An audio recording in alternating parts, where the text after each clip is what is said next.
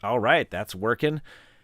Good evening, ladies and gentlemen of the internet world. It's Thursday night, so that means it's another rendition of Mista Rau Gaming. I'm Ryan, Mista Rau, and we've got a good one here tonight. I've got guest, no stranger to the show either, or the chat, usually active every now and then, and has been on, I think, at least once. I don't know if it's been twice, but I think at least once.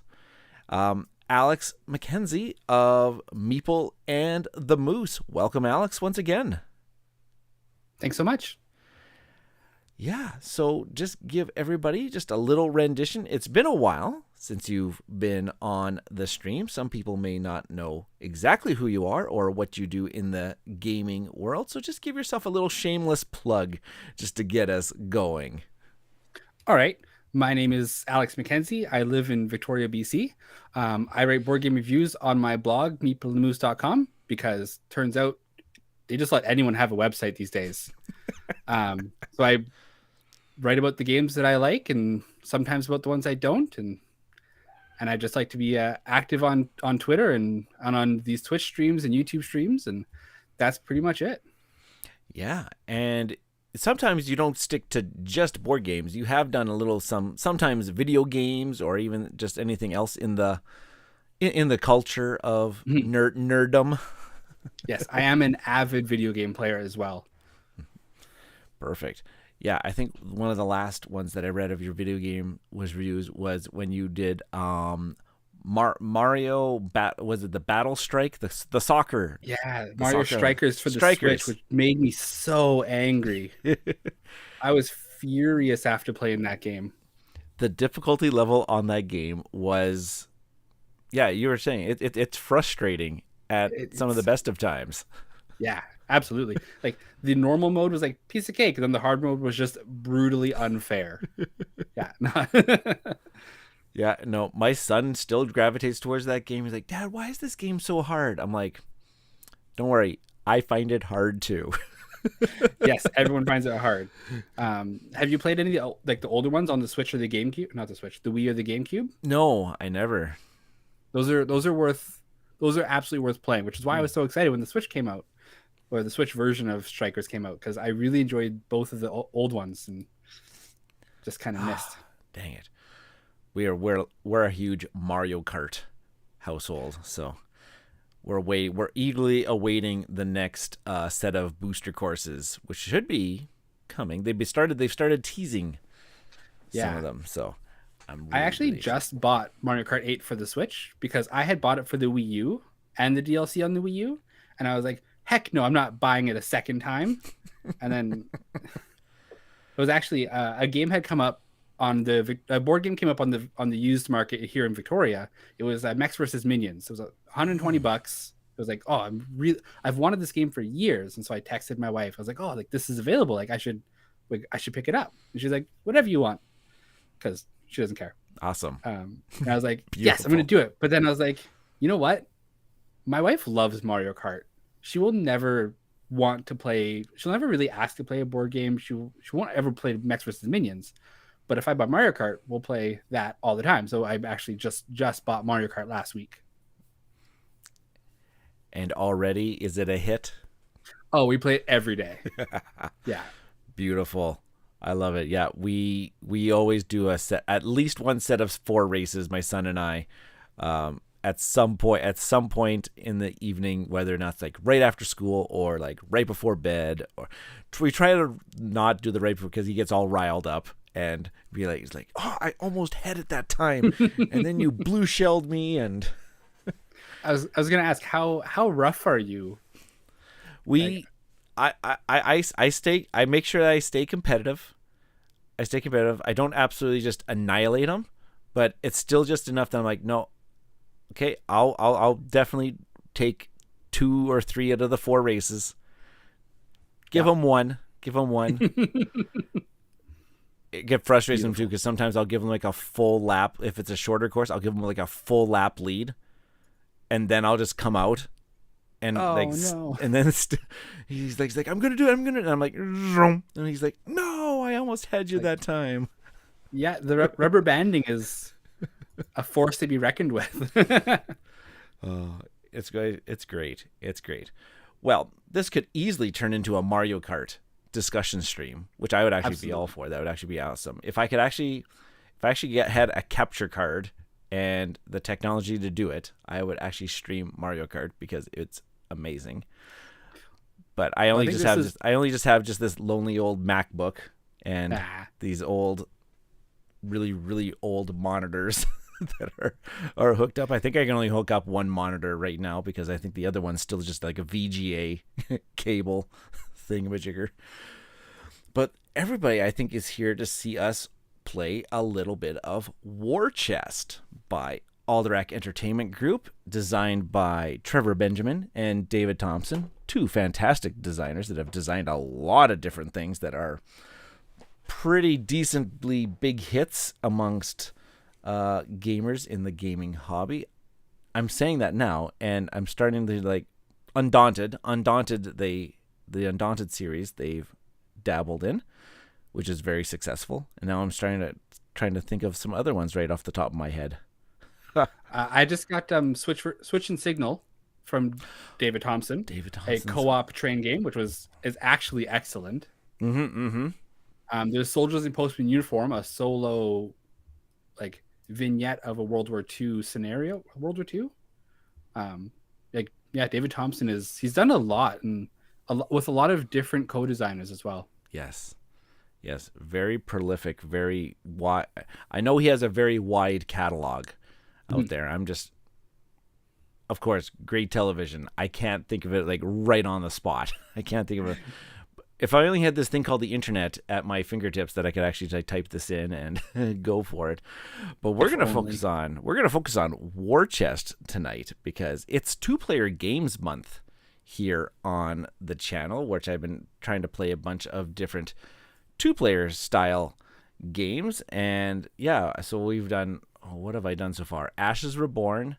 I just did a solo stream just the other night of One Deck Galaxy, which Alex got us going in the chat about cookies and Tim Tams and a whole bunch of other different things, just because he didn't respond right back to a question I had asked because he said he was baking cookies, and then got us all onto a cookie side tangent, which was awesome. Yes, absolutely.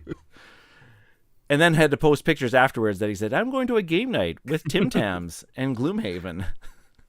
Yeah, I popped into London Drugs, and as I saw Tim Tams on the shelf, I'm like, well, that's my game night snack.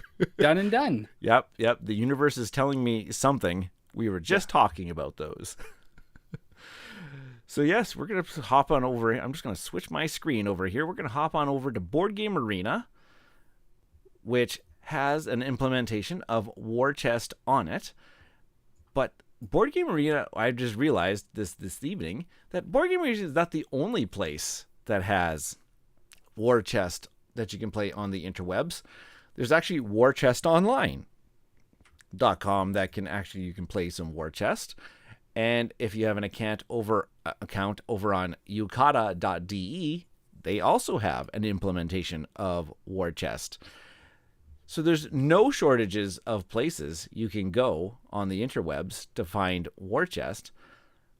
I have an account over at Board Game Arena, and Board Game Arena implementations have been very good as of late. So I think we were going to try this one. So I am going to invite Alex right away here. I'm just making sure I got him up there. Yep.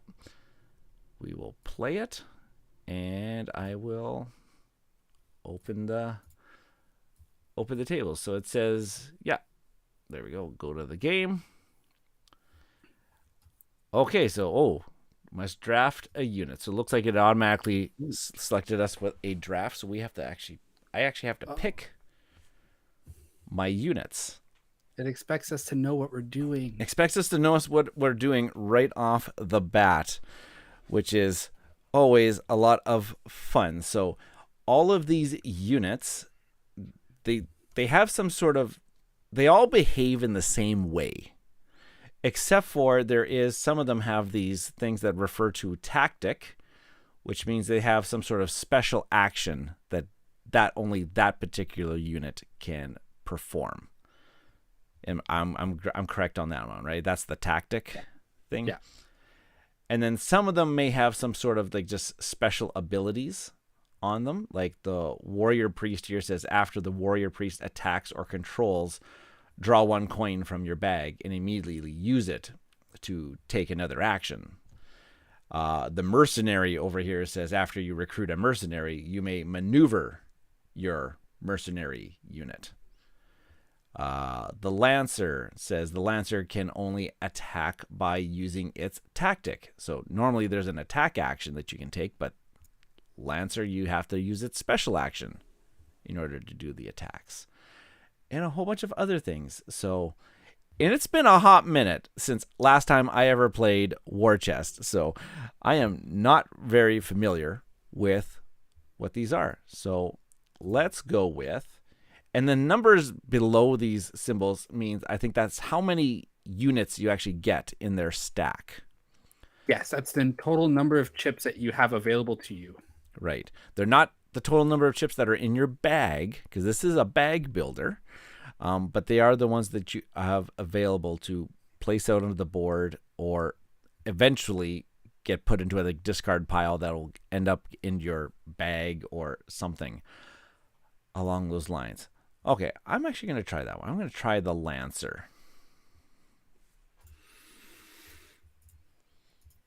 Attacking from a distance, move 1 or 2 spaces, and then attack, all in a straight line. Seems interesting. Also assumes that I know how to attack and strategize. You just gotta run. That's the Lancer. I'll take the mercenary. The mercenary, after you recruit, and then I draft again. Oh, so it's a snake draft. So I draft 1, then you draft 2. And then I guess I'll get the draft 2, and then you'll draft the last one. Speaking of snake draft, I actually just played Sagrada this weekend with the 5 and 6 player expansion, which removes the snake draft, and I actually really enjoyed that. The non-snake draft, so you just go in turn order, and then you just go in turn order again. Well, with this expansion, what you do is every player gets 2 dice of each color, and then rolls them and puts them on like kind of top of their board. So each turn you're only rolling 5 dice for 4 players, and so you take 1 from the pool and then 1 from your own dice. So 10 of your dice ahead of time before the game even starts. It was really good. I actually enjoyed it quite a bit. I'm gonna try the Royal Guard, and then I have to try another one. Give that Royal coin something to do. Discard the Royal coin to move the Royal Guard 1 or 2 spaces to a location that you control. When the Royal Guard is attacked, you may remove a Royal Guard coin from the supply instead. Interesting. Oh, and then I shall try... Actually, I'm going to try that Warrior Priest. So I have crossbow, mercenary, I'll do a marshal, and a footman. There we go. And I guess you get berserker by default. Berserker by default. So here is what the board looks like. And we have our control markers already set up. I think that is Alex up at the top of the screen. I am at the bottom of the screen from my perspective. And I have to select one of these units to go out onto the board. And you know what? Let's start off by... I'll put my Royal Guard right there.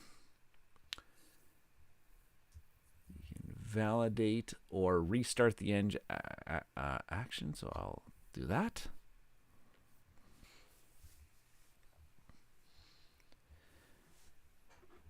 And then I shall, let's see here. I literally just picked up this game too physically because my local game store had a half-opened copy on their 50% off shelf. So then I just picked it up. So I actually have the handy little rules summary right below me here. And so they have like this nice, the actual physical copy has this nice little rule book. And on the back, it has all of the different actions that you'll actually be able to take. And so there is the deploying action, which is literally just putting deploying a coin to the board and creating a unit of that type, which is exactly what we're doing right now as we're populating the board. We can bolster, which is you can add a unit on top of an existing unit to kind of just make it slightly a little bit more difficult to remove from the board. And then there's a whole bunch of other things like claiming initiatives, recruiting. You can pass, you can move, you can control, you can attack, you can activate a tactic. So many different things that you can do on your turn. But from what I remember, everything does move very, very smoothly. And I am going to put you out onto the board right there, and like that. So I start off by adding my Royal Guard and my Lancer. And looks like starting Mercenary. And what else are we going to start off with? Or what else is he going to think of doing? Just learning the interface here. Holy moly. I don't want to have any errant misclicks that'll cost me a unit. Luckily, I think they do ask us to confirm what we want to do, which is always. So Alex there moved, and so in order for him to do the move action, he actually had to discard. He had to actually discard a mercenary token. So you had to have that token in your hand, though. So the trick with this one is that the mercenary, what I actually did, I used the royal coin, and I recruited the mercenary. And the mercenary's special ability is that when you recruit a mercenary, you can then maneuver a mercenary on the board. But usually, yes, if you want to maneuver a face-up token, you have to discard a token of that type. Right. Yeah. So people are looking on my screen right now, and I've got my Lancer, and I can either, for this Lancer, I have one coin left in my, thing here, so I'm actually just going to click on it, and I am actually going to recruit another Lancer.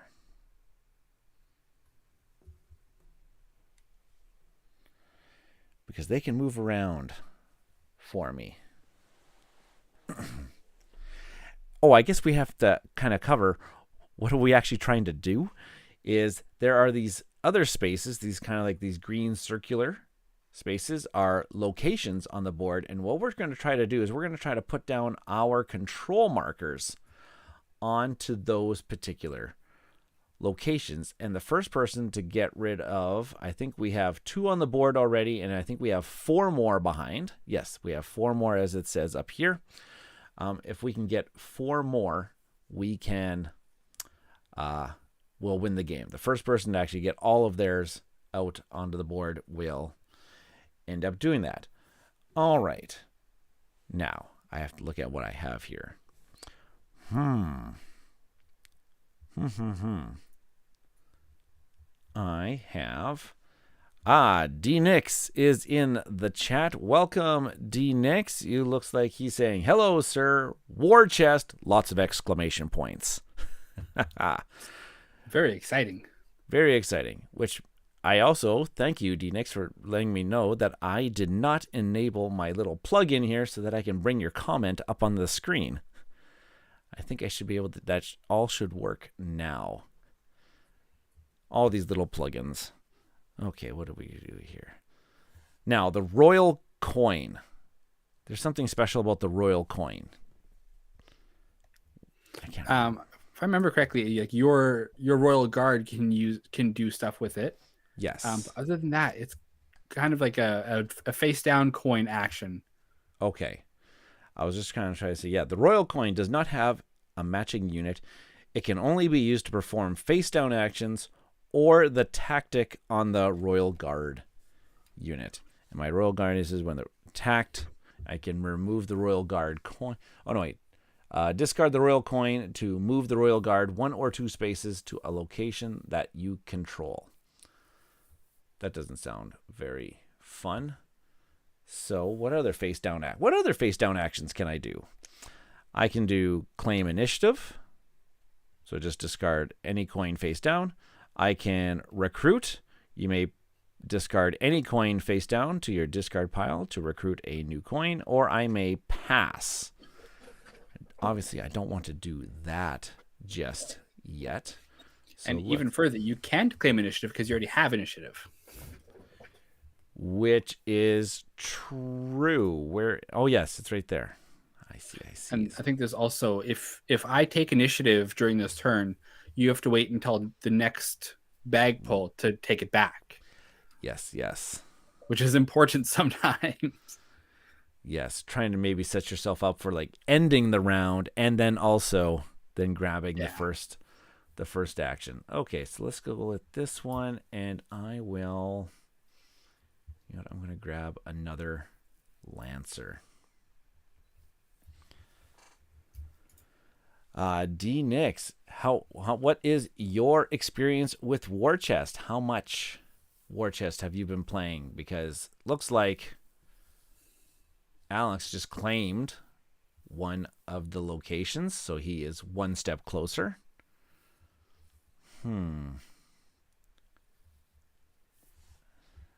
Didn't get a very good bag pull here, so I think I kind of landlocked myself.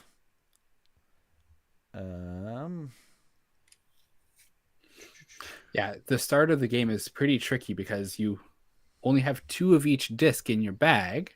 Mm-hmm. So if you don't move a guy off your board, if you don't move a guy after one of your control spaces, it's hard to get them going again. Yes. He's saying the tutorial on BGA, and that's about it. But very interested. Library has a physical copy to check out, and we'll look into that very, very soon. Yeah, the physical copy here, it's fantastic. Those nice chips. Those nice chips are very, very handy. You got a really nice tactile feeling to them. I also saw on Twitter that they're working on a 3rd expansion. Oh, really? Because this does have expansion content, which is the expansion content more units? I think so. I think it's another set of units. Okay. But I don't know too much. I haven't played any expansion stuff. All right. So I will. Whoops. No, I don't. Whoop. I want to. That's what I wanted to do. Move you forward like that.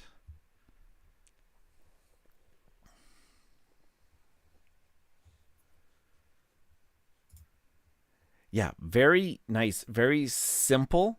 I know it has a lot of choices. There's lots of actions to take. There's lots of different actions to take, but as we can see here, the turns are actually fairly snappy. Fairly snappy.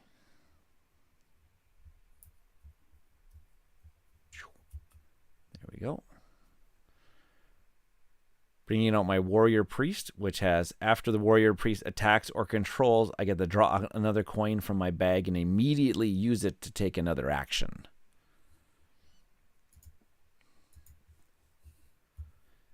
And he's bringing out a Footman.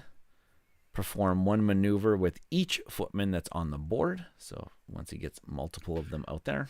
It's also worth pointing out that the Footman is the only one where you can have multiple of the same unit type on the board. Oh, I forgot about that one. Thank you for reminding me that you cannot have multiples. But the Footman can. And with this one, I think I want another. Yeah. I'm trying to set up some probabilities in my bag here. No. What's this? Don't do that. What's this probability thing? I don't like it. All right, I pulled the coin I wanted to, so I'm going to move my. Oh no, I want to move my mercenary. Yeah, I found out that you have to click the one that's on the board to move it, and then it automatically discards the. No.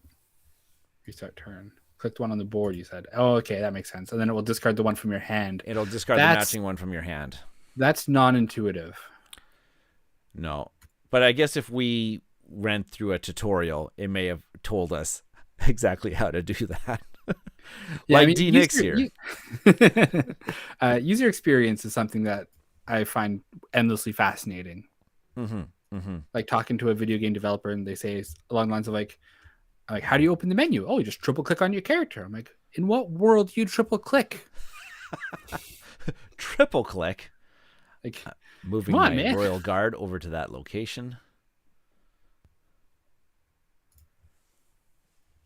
Hoping. No, get away from there.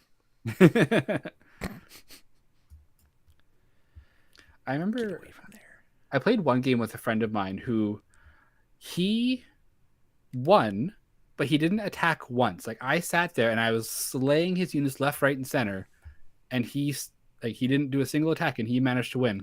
Wow. I was like, that's impressive. That would be. The game is called War. Jeff, yeah, right? Right? I guess you can win wars without landing a single blow. I guess. So in case you didn't notice it, last round I did take the initiative from you. Mm-hmm. Mm-hmm. And I can. Where? Oh, on the screen. There it is. I'm trying to find where the initiative marker is on the screen, and there it is. It was up in your. When I have it, it's on the lower right. When you have it, it's in my upper left. Yes. Oh, whoop! End turn. Ah, finally.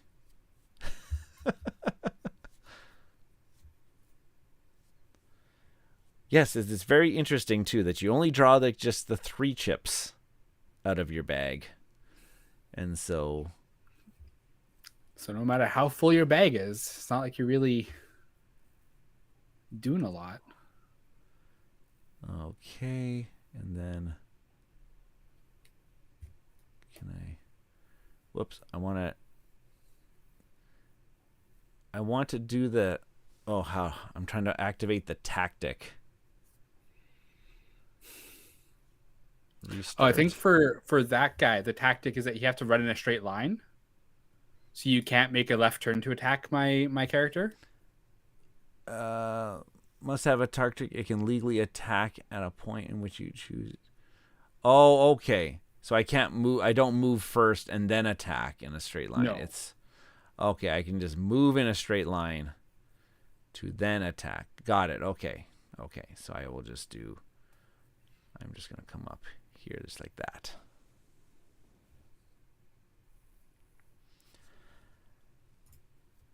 I sees. Eyes misunderstoods. And I'm going to kill him.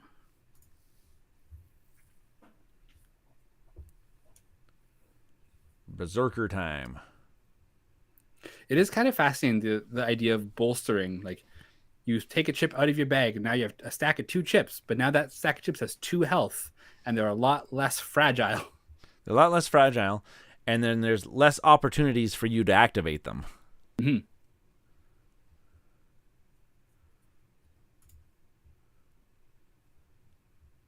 That's not what I want to press.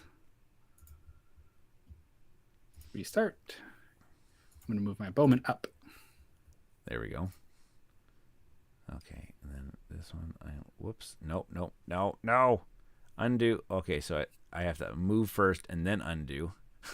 It's a bit weird. Like, yeah, it's a bit weird how you have to commit to the action, show your hand, and then undo. Yes. There we go. I'll take that initiative.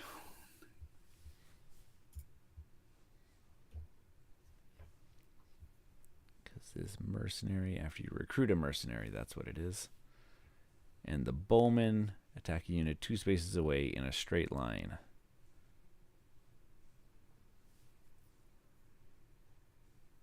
Okay, now we can finally do. Now I have an interesting hand.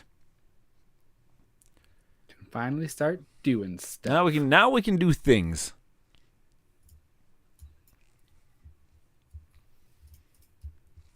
Now we can do things. So how did you like the one deck Galaxy the other day? You I won, which is amazing. One Deck Galaxy, it's slowly climbing as one of my favorite. Just kind of like just set it up and just like go at it for like half an hour to the hour experience that it is. I really am really enjoying it. After you've got like after I got like what the game flow was of it, I was really enjoying the experience. Yeah, getting that flow is pretty important. And I've played it enough times now that I've referred to BGG for some like the rule book. I always say the rule book is not like it's terrible, but it's not terrible because the rule book just doesn't like clarify lots of the abilities that are on all of the cards, which is like I want to do this, but exactly how does it work? Or when can I do it? What's the timing? When can I do it? Do I just do it anytime? Do I actually have to wait till a specific phase? And then I had to add in some notes because I had a viewer comment that I was actually using the Tim Tillawink's tech ability incorrectly. It was when you activate the tech, you can only activate a tech in the discovery zone. That's an encounter. You can't activate locations. And I was activating locations. Oh. So it's a little bit more. So I'm like, okay, that makes more sense. Because the way I was playing it, like this game is like way too easy now with that particular power. Oh, yeah. There has to be an encounter. That makes it a lot more. Restrictive. That is always the challenge with solo games. There's no one there to tell you to say, hey, wait. No. Exactly. Okay, what can I do with this guy after them? Let's just which way do I want to go here? Let's come up.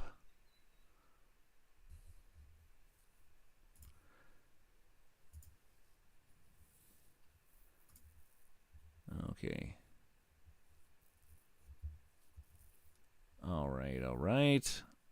And I will grab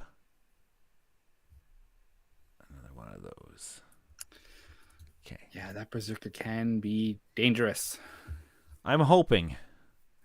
I can kind of see what I'm supposed to do with it. Yeah. Like stack up and then just unleash heck. Stack up. The 5 hexes on the left and right, those are not in play for 2 players, right? That is correct. Yeah, the shaded off ones on the far left, far right here are for, I believe, the 4-player. 4-player? Is there a 3-player mode? I don't think there's a 3-player mode. Is there a 3-player mode? If only I had the rule book. If only I had the rule book. I think it's mainly meant to play as a... It says there's a 4-player setup. There's a 4-player setup, but I don't see the... Yeah. Oh, okay. What is going on here? Oh, our bags just reshuffled. That's what happened.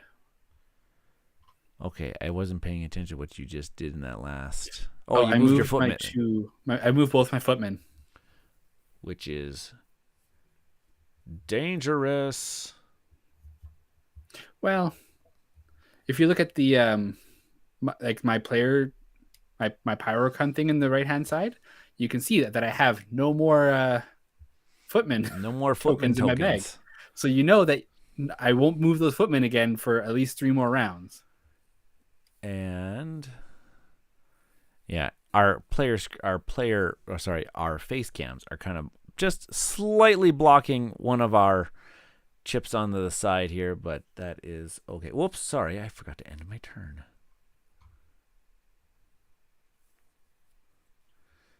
Now, let's take a look at what I have to hear, because you destroyed one of my Lancers already. And when you attack and you destroy, like, that unit does not get discarded. That unit gets returned back to the box.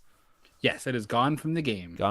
So when they get attacked, it is bad news bears. Bad news bears.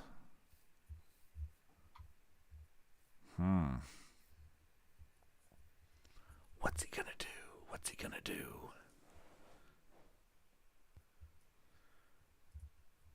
So you mentioned that you don't usually get a lot of 2-player games to the table very much, but do you enjoy like things like words like a 2-player abstract style, like chess-like style game?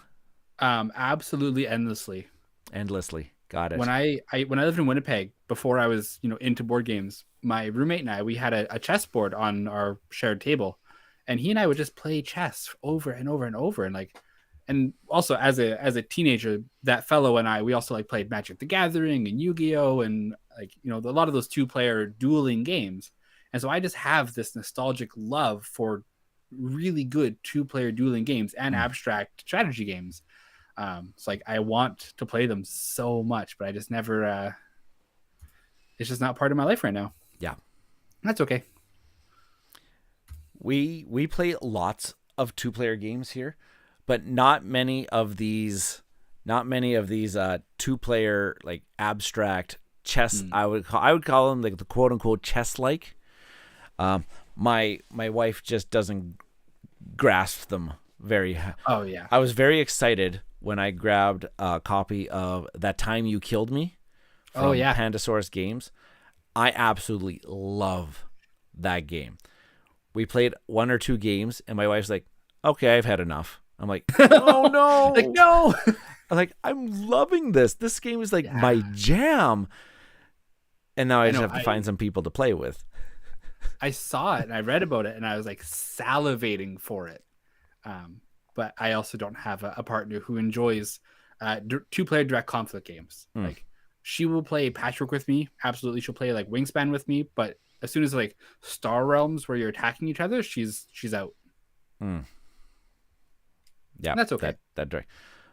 We enjoy Star Realms Hero. Actually, we enjoy Hero Realms because we have like the cooperative, like those campaign expansions. So we're not battling at each other, but we're still getting the same experience against a big baddie. Oh, look at this. Bolstering. What are you doing that for? To be slightly less fragile. Okay, so I should be able to...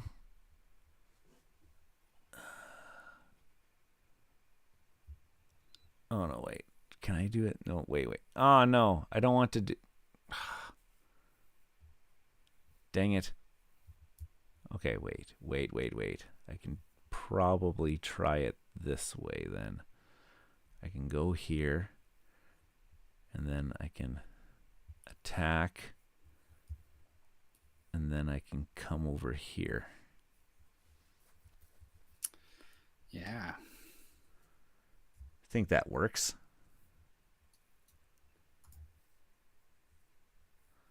You bolstering that mercenary made me change what I wanted to do. Yeah, that'll happen. So if you play the game correctly, that should happen. Taking coins off your Berserker, they just go into your discard, right? Yeah, they just get discarded. Yeah. So they'll come back eventually. Not removed from the game. D-Nick said that there are so many good 2-player games. Absolutely. Absolutely. What are some of your favorite D-Nicks? I was part of the Tabletop Express's live stream last night. They have a call-in show, and they were specifically talking about their favorite 2-player games on that one. There were so many games mentioned in that 2.5 hours that it was just like it was mind-blowing on how many games that there are. And then there were still so many that weren't even mentioned. Yeah, absolutely. So it's a great little space to be in if you have somebody to play these games with. Well, there's lots of 2-player specific games that are excellent. Then there's lots of games that play more but also play extremely well at 2 players. Yes, which is a space that when we talk about 2-player games, it usually doesn't get brought up that many times. Like my wife and I's favorite game to play 2 players is actually 5 tribes. Hmm. The 2-player game is actually really, really good where you get 2 turns. But if you bid correctly, you can get 2 turns in a row, which is fantastic because you can set yourself up and okay, I have to actually decide what I want to do here though, so I'm going to move that way. Like that. I don't know if I'm exposing myself or not, but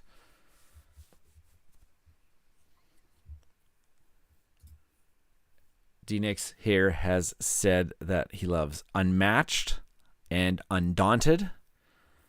Jaipur's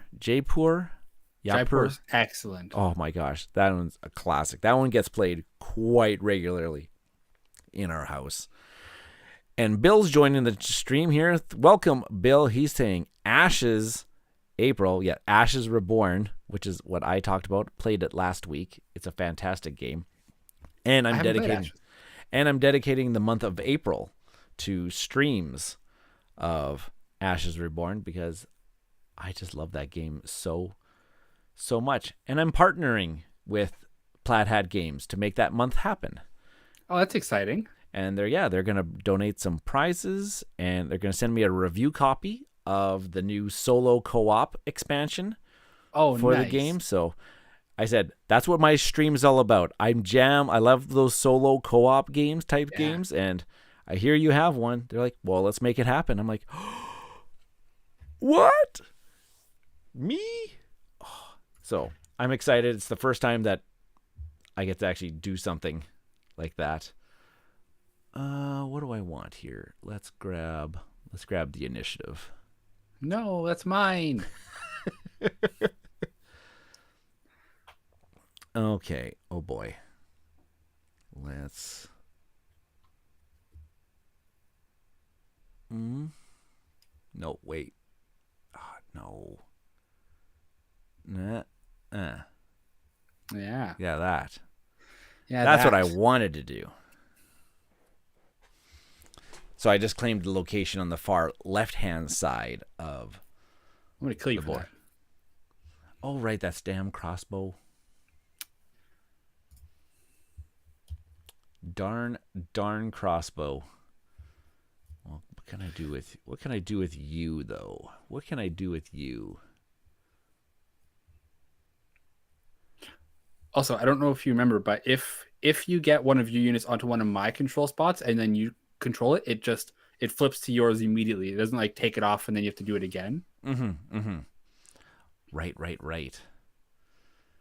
I'm just trying to discard the royal coin to move royal guard 1 or 2 spaces to a location that you control. So it's kind of just can retreat.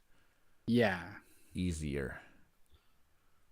But I mean, moving is hard in this game, I'll be honest. Moving is very restrictive. Very, very restrictive.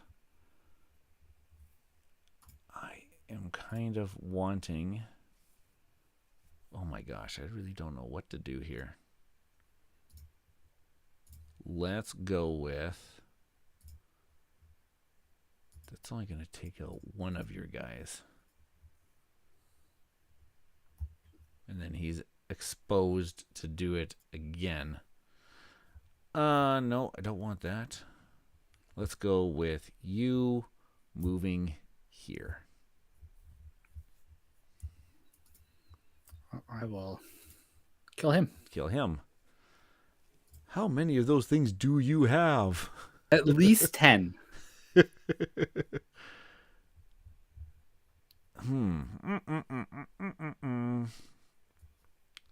Okay, let's bolster.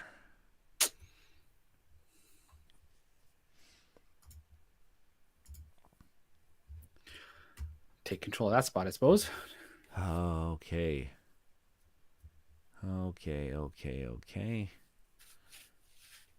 Now, let's try to. Whoops. Don't want to do that. I wanted to do that.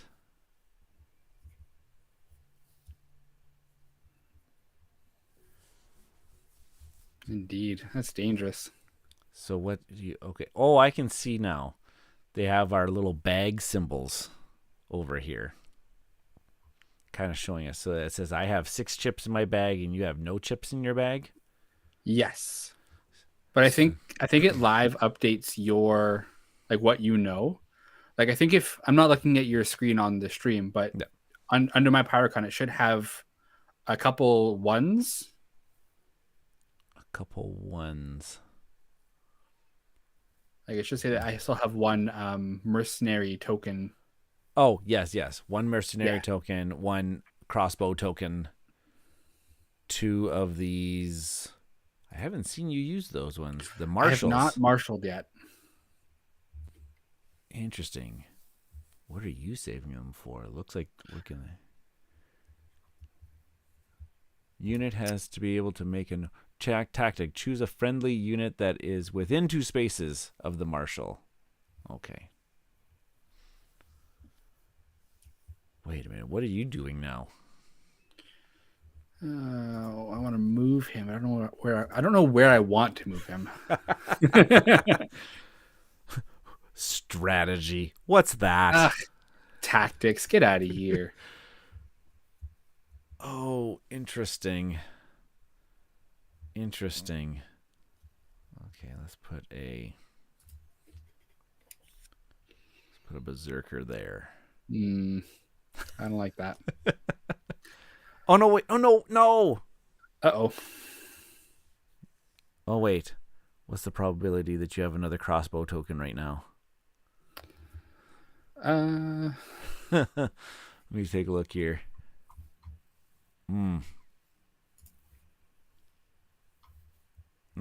Yeah. 3, 4. What is the probability actually? There's 5 crossbow tokens total. There's 5 total. You have 3 on the side. 3 on the side, 1 on the board. And so, 1 that's somewhere. So it's either one of the 2 in my hand or one of the 2 that I discarded face down. Oh, right. There's your face downs. 2 face downs. Taking the initiative. Which may or may not tip my hand. Which may or may not tip. Oh, yeah. That's interesting that on Board Game Radio we could actually look at that stat and count. Which is kind of like interesting. Like that's why they have the face down actions. Yeah. I do enjoy that. You don't know. You don't know what you don't know. You don't know what you don't know. And it is always an interesting question of when you play a game on Board Game Arena or Yucata or Bataju or any of these services, and they automatically do the math or they give you the sum of your points live as you play. Like, is that cheating? Is that good? Like, it's tough to say sometimes.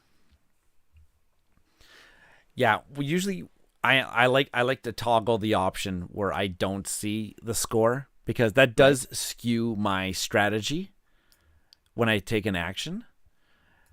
If I know what the scores are, I will try to take the action that will maximize my point gaining abilities. If I know, like, if I'm behind, but if I don't know that, well, then I'm just going. I'm shooting for the moon. Yeah, and trying out a very interesting strategy sometimes, or undo. Control Z. Yes, they should just program in Control Z. Okay. I'm a very keyboard shortcuts heavy kind of person. Oh my goodness. What am I? I don't know what I want to do here. All right. Bolster.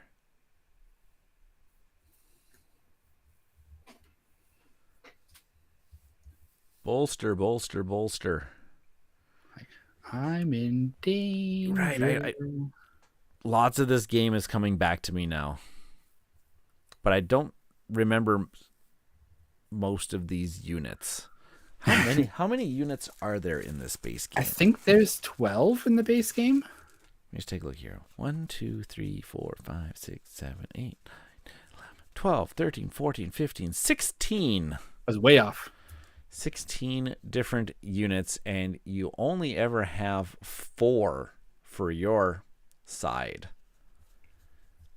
Man, the replayability is through the roof.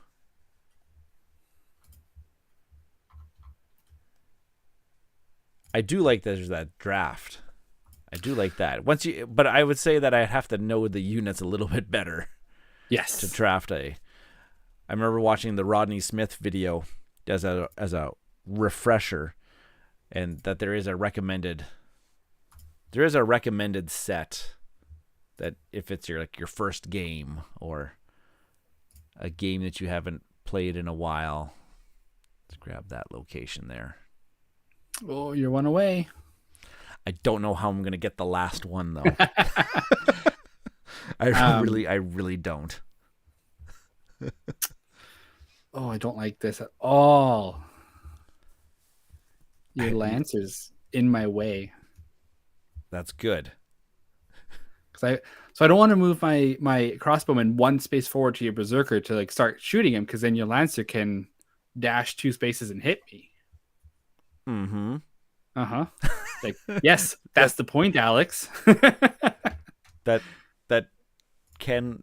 can be a move on the side here. Yep. Okay. I can just... Each of the expansions adds another 4 characters as well. Whoops. What can I do here? No, I don't. Whoa, no. No. I did it again. Yep. Restart.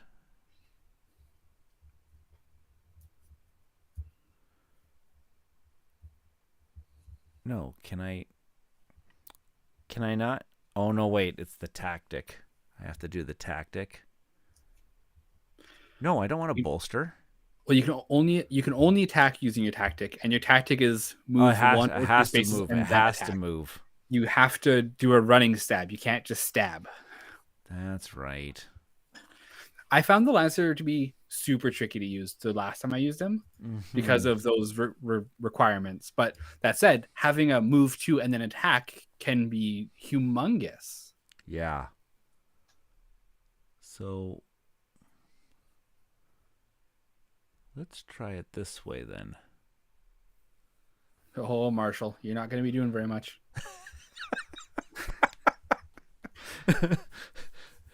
Sounds almost like a Paw Patrol reference. Oh, Marshall. You're not doing much today. I've never watched Paw Patrol. It's coming. I know it's coming. It's coming. If it lasts like another year or two, which it probably should, and plus there's like 1 million episodes on Netflix or wherever it's streaming these days. So actually, I canceled my Netflix a year ago and got Spotify instead. D Nixon says, I've watched enough for both of you.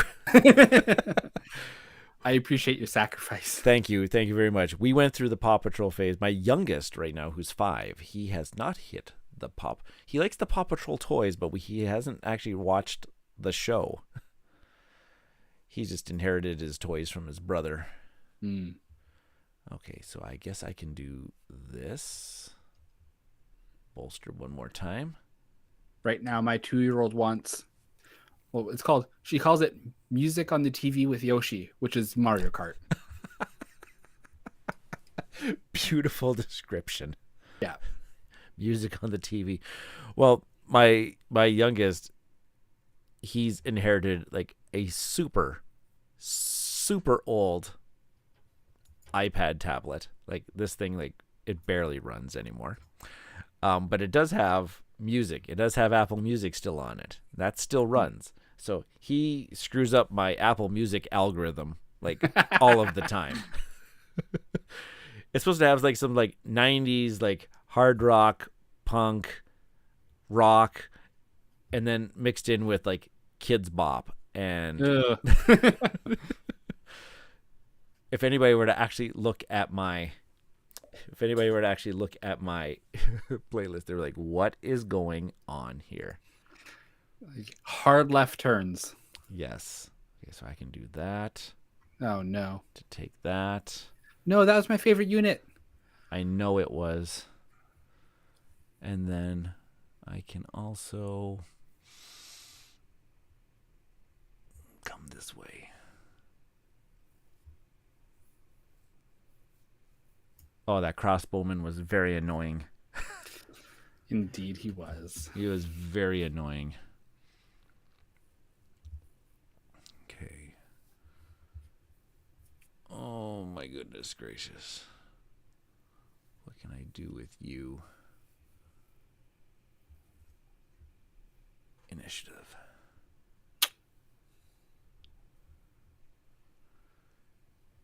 And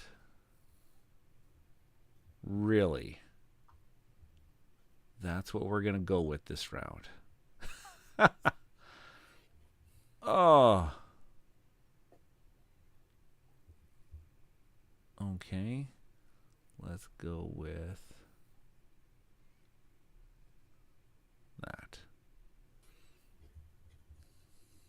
Let's see what you can do, Royal Guard. I believe in you, Royal Guard. It is interesting that each character, when used appropriately, you're like, that's broken. How can you get around that character? But like, a lot of the characters have that feeling. Yes. Like being able to move twice is pretty sweet. That is awesome. So I took one of them away. Well, here's my crossbowman back. Dang it. Leave him alone, please. He's just... No. Oh, shucks. The chances of me actually having that battle axe berserker.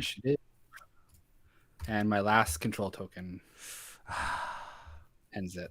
There it is. Wow. Well done. Yep. Well done. Well done.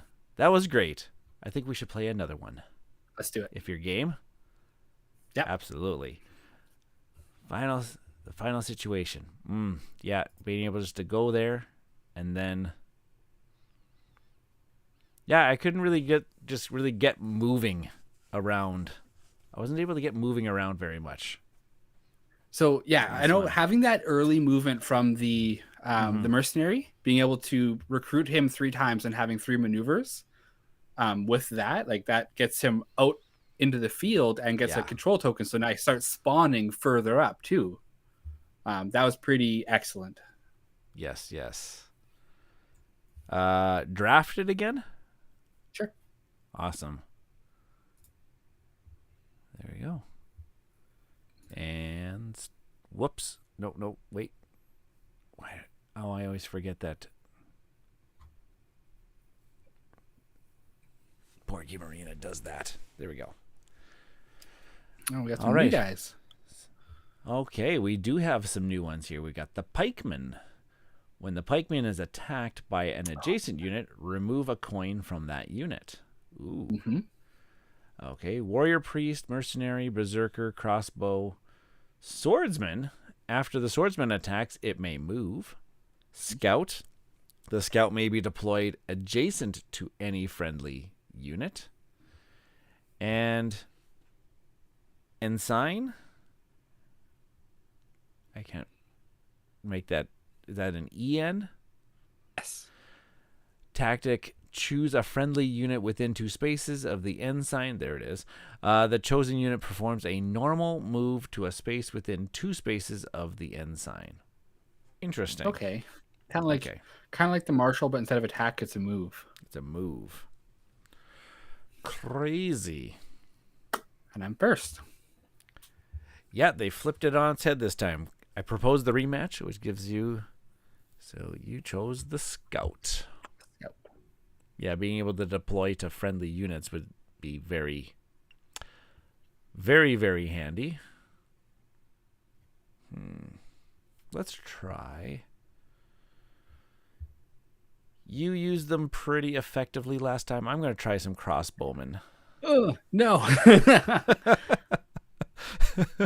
Well, I'll take the pikeman then. Yeah, that's pretty... Oh, no, it's your draft. Oh, no, next. it's my draft. No. Well, I was thinking either pikeman or swordsman. Well, if in my very limited experience, if someone has the pikeman, you really hope the other player has a ranged attack option. Oh, right. Yeah. So if you have the crossbowman, like I don't want you to have both the crossbowman and the pikeman. Is it that like broken of a combo? Well, not having a ranged attack unit to fight against the pikeman, it makes the fighting a pikeman kind of a zero-sum game, right? Like I either need to be bolstered to attack your pikeman, or just both those coins are knocked off the board. Right. And I guess they kind of do give you only 4 coins for the pikeman. Okay. I forgot. Well, I'll be friendly, because you did announce that you wanted the pikeman, though forgetting that I was actually thinking swordsman. I'll be friendly. And then what else are we going to take those mercenaries again, I guess. That mercenary was a really nice one. Berserkers were kind of nice. And I'll try the ensigns. When I read the Berserker card, I had actually read it that when you do that extra maneuver, that coin goes to the graveyard, not just to your discard. Yeah, it goes to the discard, so they'll be able to get bolstered again. Yeah. Which is very cool. Very cool. I'm digging this game again. It's so good.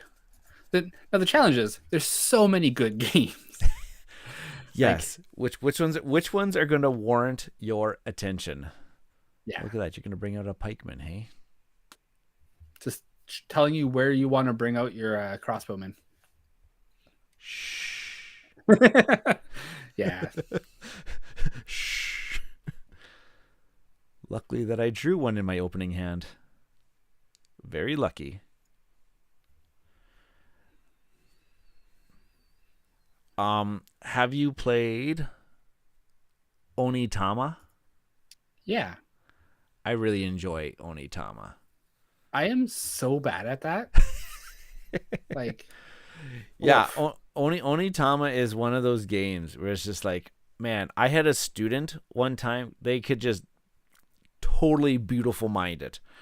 Kind of like, well, I'm here. I've got this card. I'm going to play that one, which means you're going to have to play that card, which means I'm going to play this one. And then I'm like, what? Stop. Like you're 5 turns ahead, man. That's not the way it's supposed to. It's not the way it's supposed to work. Put that out there. There is that depth versus breadth argument for 2-player games, and games like Onitama, right? Like, if you just play it twice, like that was fun. But if you can get into it and get those tactics and strategies, oh, it's so good. And the games are easy to do that because they play so quickly. They play so quickly.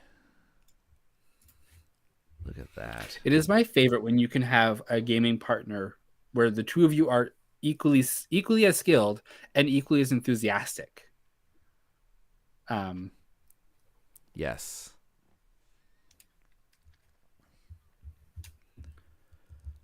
Lasai. This was not a great way to have a second hand. Good. That was not what we were looking to do. Not what we were looking to do. Let's grab another crossbowman. Let's build up our bag. Oh yeah. If you can get a lot of crossbow tokens, you can just plop your guy in the middle and it becomes a turret.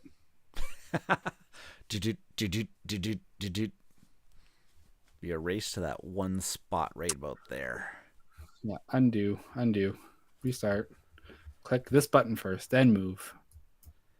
Yeah, that's the thing. And then grab one of you.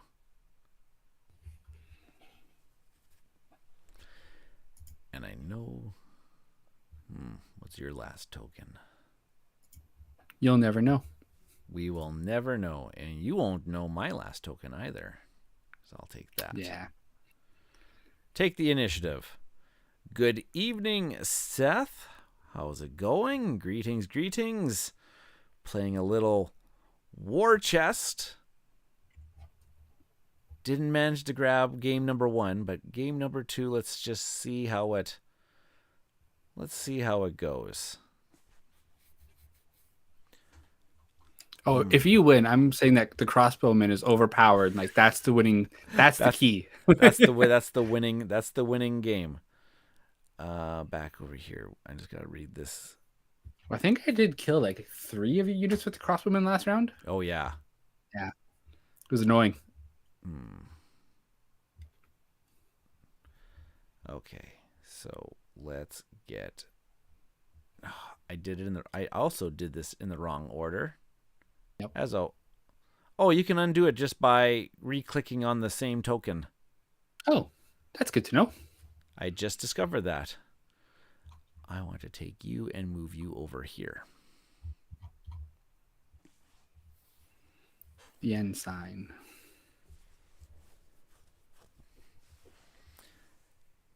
So if you accidentally click on the one that you didn't want to click on, you can just click on it again and it unselects it.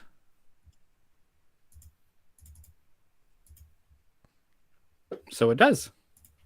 That's much more handy. That should be named up front. Again, I guess if we did a tutorial. So I've actually never done a board game unit tutorial except for like Can't Stop. Okay. Which was like, I don't know, years ago when I first joined Board Game Arena. Like that was here's how to use our interface. Here's how to play. I play Can't Stop, and you played against an AI opponent. Right. Which I was like, great. I love this. I just did a tutorial with the game My Shelfie, which is kind of like I've been playing that a bunch. The tutorial was really good. Yeah. It, like talking you through, and then this is kind of like what you kind of look for, and I was like, wow, I wasn't expecting it. I was just like expecting like a rules overhead, but like, hey, pay attention to this, because if you can line this up, boom, combo. I was like, well, I wasn't actually expecting like strategy. So some people get really annoyed when you teach strategy in the rules overview. Oh, really? Yeah, I have a friend who like, if I tell him like, oh, like watch out for this or do this, he's like, no, let me discover that. I'm like, okay. Oh, okay. Are they opposed to you telling them how to score points? These are all the places you can get points, Jeff. Love it. That's actually always like one of the very first things when I teach a game. That's one of the first things that I do is, hey, these are all the ways that you can score points, and these are the things that players tend to focus on in order to score points. Did I mention that the name of the game should have been called "This is how you score points"? Yeah. Okay, let's do that.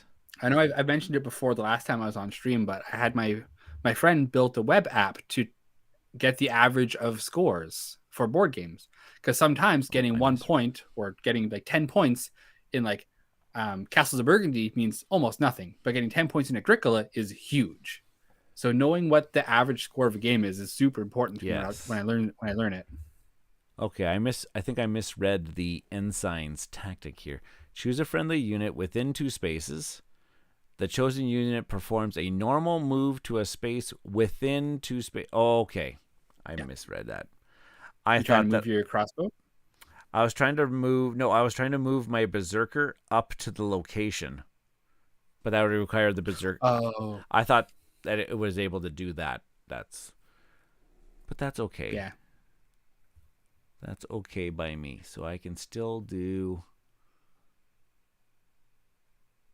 I'll still be able to do. No, yeah, I can still do this. Seth, teaching games is hard. It is a skill to be a good games teacher. I'm lucky that I chose teaching as a profession, because I always get defaulted to be the teacher. And quite rarely I have to actually use my actual teacher voice. You'd be like, come on, folks, really? Come on. Get off your phone. Do you want to learn how to skill? Do you really want to learn how to score the points? Please listen. Yes. It is Yeah, where we all cannot be the Rodney Smiths of the world. Indeed. I would actually like Chris Barrows and Ryan Espin of the Tabletop Express. They actually had the luxury of actually learning a game from Rodney Smith at PAX Unplugged, which they said it was like the highlight. It's like the highlight of like their gaming careers is to actually be taught a game by the guy that's probably known as one of the best rules explanation people on YouTube and on the internet. Okay, now what I want to do is I'm going to take this. No, I do this, which I can do that, which means he can move there now. That's how that's supposed to work.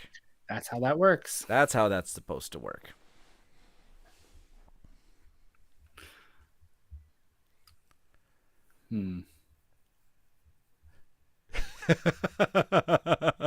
I can relate to this sentiment. Teaching a spouse has to be the worst. Yeah, my wife has very low tolerance for. She's like, "How long is this going to take to teach?" I'm like, "Well, Yeah. She's like, or it's always like, "Do we have to learn a new game?" I'm like, yeah. "Oh, yes." I always say it's for research and for the channel. It's always for the channel. Always for the channel. It's always for the channel. Okay. Yeah. My partner is like the smartest person I know, but she detests learning new games. Oh, that's okay. It is okay. It is okay. And it's not like I have any like problem of selecting a game. It's just that if it was up to my wife, our collection would literally consist of probably only like 10 to 12 games because they're the ones that she really enjoys. Okay. Don't do what Donnie don't does. I'm going to ask Seth in the chat here, does your wife play many games with you? Is she a reluctant gamer? My wife is a very reluctant gamer. She's fairly good at games. We need a Mrs. Rau top 10 list. I can already I can already tell you that the top game on her list would be Targi. Targi would be her number one. Targi's a great game. It's fantastic. It's probably, as a couple, our most played game. Physically, she doesn't play any digital implementations of games. Whoops! Nope. Don't unclick. That. No, I didn't want to do that either. How many crossbow units do you have in your hand right now? I can't say at least that. One. At least one. No, don't bolt. Stop. I keep forgetting that I have to click. For movement, I always forget I have to do that. Yeah. Well, because you're like, okay, I'm going to use the crossbow unit as a crossbow, and yeah. Okay, Targi would be my wife's number one. Okay, what would be her number two? Just looking around here. I would say her number two would probably be Alhambra. That's a good one. I think of Alhambra. That was one of our very, very first games. Actually, no, her number two would either be Alhambra or Five Tribes. Five Tribes and Alhambra will be 2-3. I would call those 2-3. Carcassonne will be in the top 5. Carcassonne would be in the top 5. But excellent. Oh my gosh. I played it again recently, and it's so good. It holds up. Yeah. It definitely holds up. We always play with the Inns and Cathedrals. And there's another one, Traders and Builders. We'll always play with those two. I think we actually, when we purchased the game, our game just came with those 2 expansions. Nice. Okay, let's throw some swordsmen into the mix now. I wanted until I got another location, but my wife will usually only come play when our good friends come over. They end up talking through the game, and then I'm the only one really gone. Yep. Those are the things.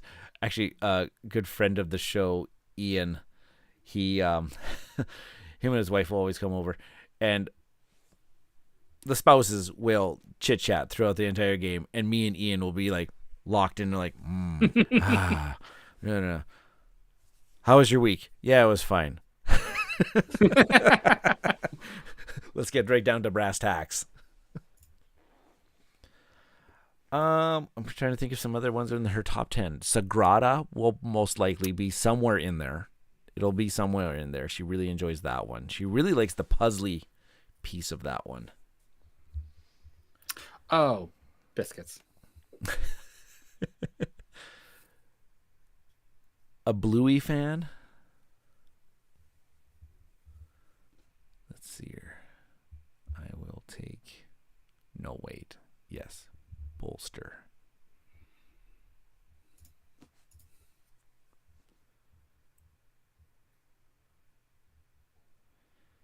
I'm not making any headway. Quacks. Does my partner also loves quacks. I'm trying to think if Jen likes I quacks detest as well. it. I'm trying to think here. No, you're not supposed to be that close. Dana. Dana. You're not supposed to be that close. You're not supposed to be that close. Wait. Yeah, because if you attack me, you kill yourself. Mm-hmm. Oh darn. Mm-hmm. Yeah, no, I'll bolster it to save one.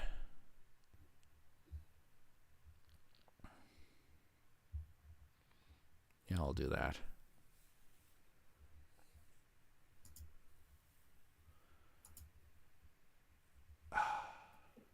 Coming for you.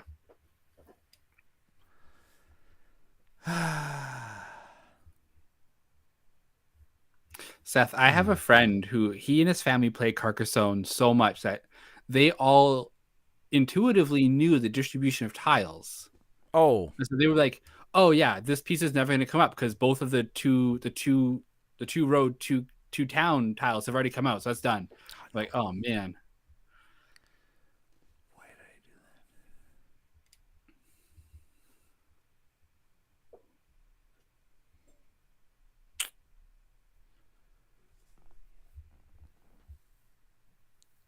that? I was probably gonna ping him off anyways. Yeah. I didn't know if he had another pikeman. I was just gonna take one on a chin. I was contemplating moving one space away and then firing at the pikeman. Yeah. Which, now in hindsight, I probably should have done.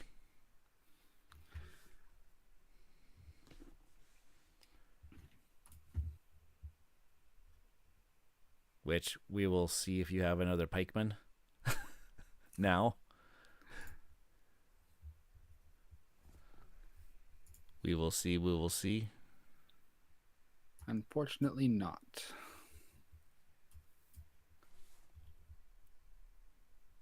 Well, then I can. Oh, what's happening here? Yep, there's a... Oh, I see. That's why YouTube hit it. That's okay. I played in a Seven Wonders, like an official Asmodee Seven Wonders tournament.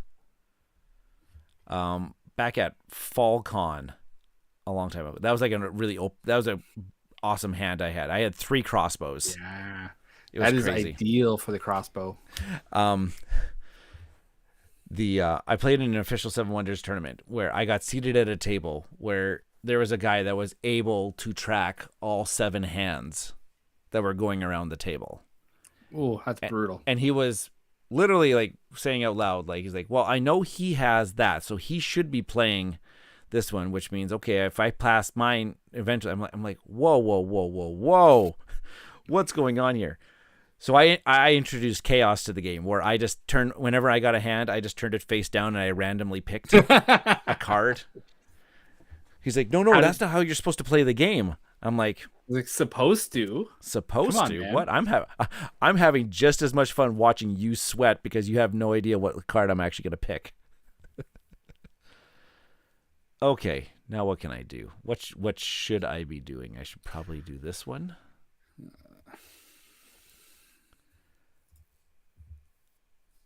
I haven't made headway on gaining gaining locations. That's not important. Don't worry about that part. Yeah, it's just we need to start clearing. Keep killing it. I just need to keep killing things so that eventually I will just be able to kind of is that a war tactic? Just kill everything and then eventually I stopped being able to do anything. Although, also, I'll have 3 discs left in my bag, presumably. Would you just activate the same ones over and over and over again? Right? So hard to defeat, but only having 1 chip on the board would give you lots of access to the side over here. Ah, poop. Oh, biscuits. Oh my gosh. All right. I can activate you to come over there.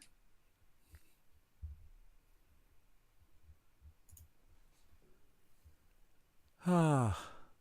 Ta-da. Hello.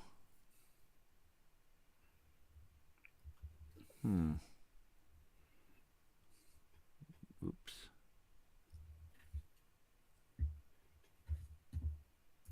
No. We will do this.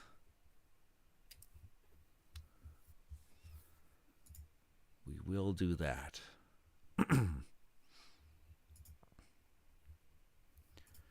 Oh, we're getting up close and personal here. I want to be able to go first next time just to see what's going to happen here. Oh boy, things are getting hairy. I see what he's doing. He's trying to draw my attention away from the mercenary. Pay no attention to the mercenary behind the screen.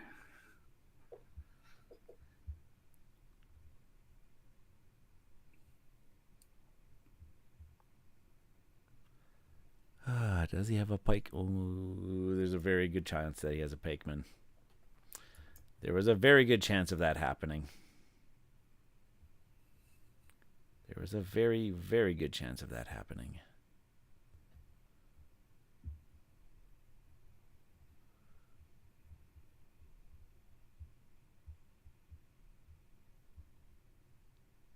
Let's take him on from both sides, fellas. I'll hit one of your crossbowmen.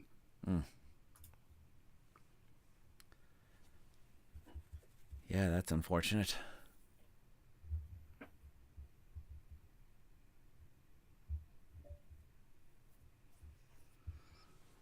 Let's do it that way.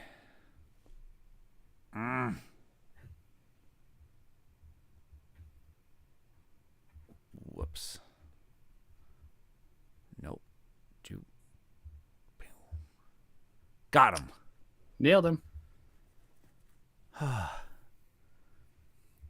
you can breathe again. But I'm still not making headway. I got to guard these 2 locations so that I actually can come up and get them.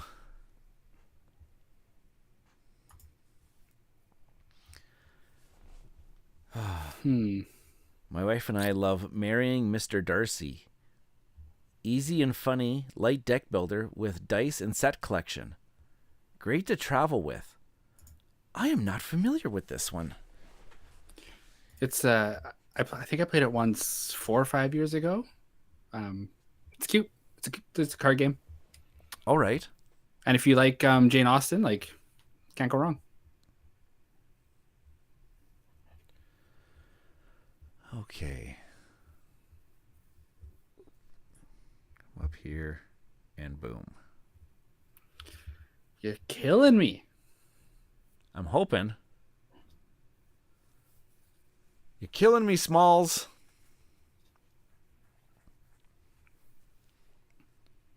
Four chips left in my Take that bag. initiative. Mm-hmm. And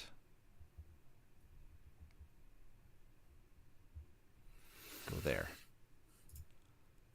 Spawn my Raven there. Then next turn I draw a Raven to control. Dang it. That's it. That's the only thing that I did not want to happen. Yeah. Oh, Like if you move on to that space, then I'm Yeah, then- toasted. But yeah. But if I also move on to that space, my crossbowman goes. right, like then I would spawn the Raven on the left, and the next turn I know I'm drawing a Raven, so I slay your crossbowman. So like, yeah, it's tricky. Whew. Yeah, I couldn't get early on. I couldn't get my movement going forward, but I was But trying you to. killed seven of my guys. I would. Yeah. How many things did you have left? 5. I had 5 chips left in my bag, 2 on the board, and 2 available to be recruited. Mm-hmm. Yeah, I could have been recruiting a little bit more. I probably could. I probably could have recruited at least another swordsman. Well, that Get him becomes the going. trick, right? Like if you have a swordsman on the board and you have 9 chips, like he's only activating once every 3 turns, Yeah. maybe. Ooh, this is a. So I guess I got to validate that before I talk about it. Oh. Beautiful. Yeah. Beautiful. Oh, this game is really good. Really, really, really good. Oh, Seth's popping out. Have a great night. Just hopped in to say hi before bed. Yeah. I can't remember what time zone you're in. Are you out east? Or no? Yeah, probably out east. I'm saying, which is about 11 o'clock now for them. Well, it's 8 o'clock here in BC. Very nice. Oh, Central. So he's your same time as me. 10 o'clock. Alex has still got the whole night ahead of him. It's still young. Too bad I'm the parent to a toddler, so sleep is few and far between, right? Yeah, She woke up at 4 a.m. this morning. Take it while you... Whoops. I accidentally went back to my start screen. Yikes. Oh, he gets up at 4:30. Well, then that's understandable. Yeah, woof. That's understandable. I'm a between 6 to 6:30 riser. I kind of always been around that magic mark for most of my teaching career. I like to get to school early. It's kind of like getting an extra prep in the day. It's kind of getting an extra little head start. No students around, no other teachers to distract me. Or sorry, no other teachers for me to distract. I think it works. I think it works both ways. Type thing. Wow, that just reignited. I'm glad I managed to pick this up today. 50% off. I'm just gonna take it to school. I'm just gonna take it to school, and just have it just sitting there. If you come visit me, if anybody comes and visits me, I can just say, hey, do you want a quick little? Fairly quick. It's a lunchtime game. Well, according to BJ, we each took about 15 minutes of thinking time. And that's BGA telling us that what we can and cannot do. Yeah, right.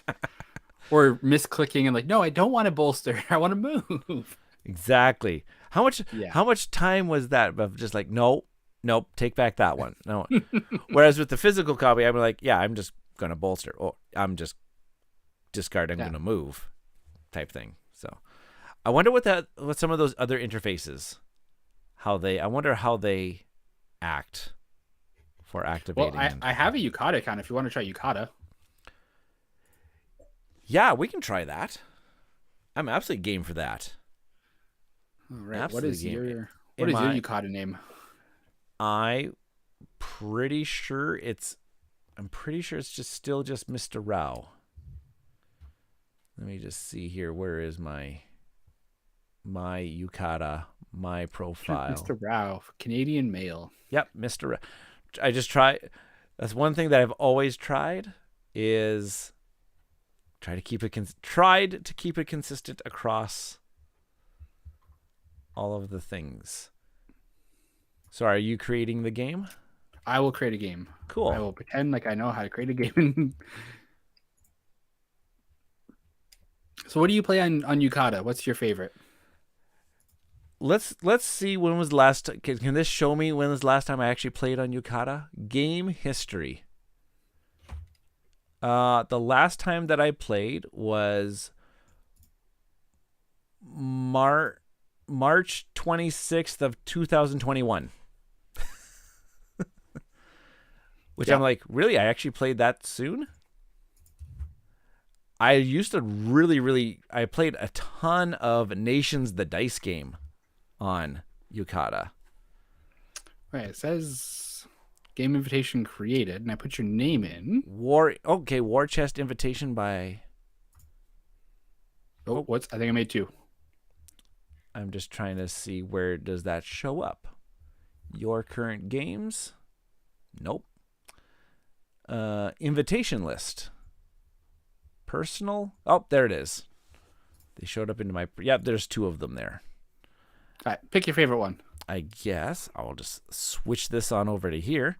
And now we're going to take a look at see what it's like on Yukata. And hopefully, let's accept that one. Invitation accepted. Now where do I go to play the game? My last game was Navigador on March 6, 2022. March. Okay, my current games. Is that where it is? Oh, there it is. Perfect. I can go over here. So my big struggle with Yukata is like I like to have I play asynchronously, right? So like over days instead of live playing. Yeah. Yukata doesn't let you skip games. It's like if you're playing something small and easy versus playing something big and heavy, like you have to take your big heavy turn before you can play anything else. This it made a pop-out window. Yes, it did. Oh, that okay. So if I want to actually stream this, I am going to grab that new... Where is it now? I'm going to grab that new window that just popped out. Is that this one? Yeah, there it is. And I will frame it.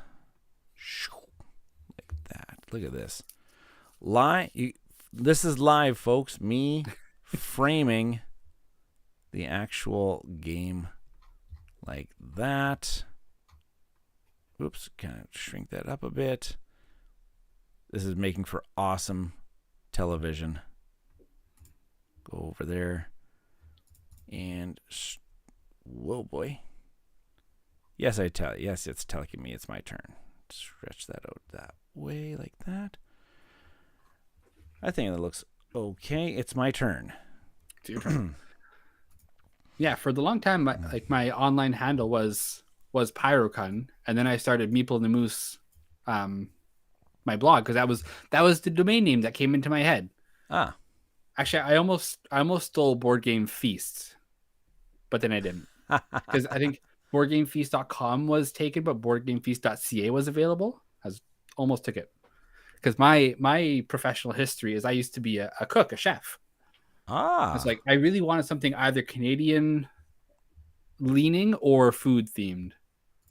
So Board Game Feast was a close one. Then turns out already exists. Yes, Mr. Daniel Winter. Daniel Winter. Which I should be running into. I'm attending the Terminal City Tabletop Oh, you're Convention. going to that. Nice. That The TCTC. Yes. Are you attending? I don't think so. Not this year. Have you attended it in the past? No, I don't like people. Oh. Yes. I fix computers for a living now, so I'm not a people person. Understandable. So did you draft anything already? No, it's saying that it's asking you to draft.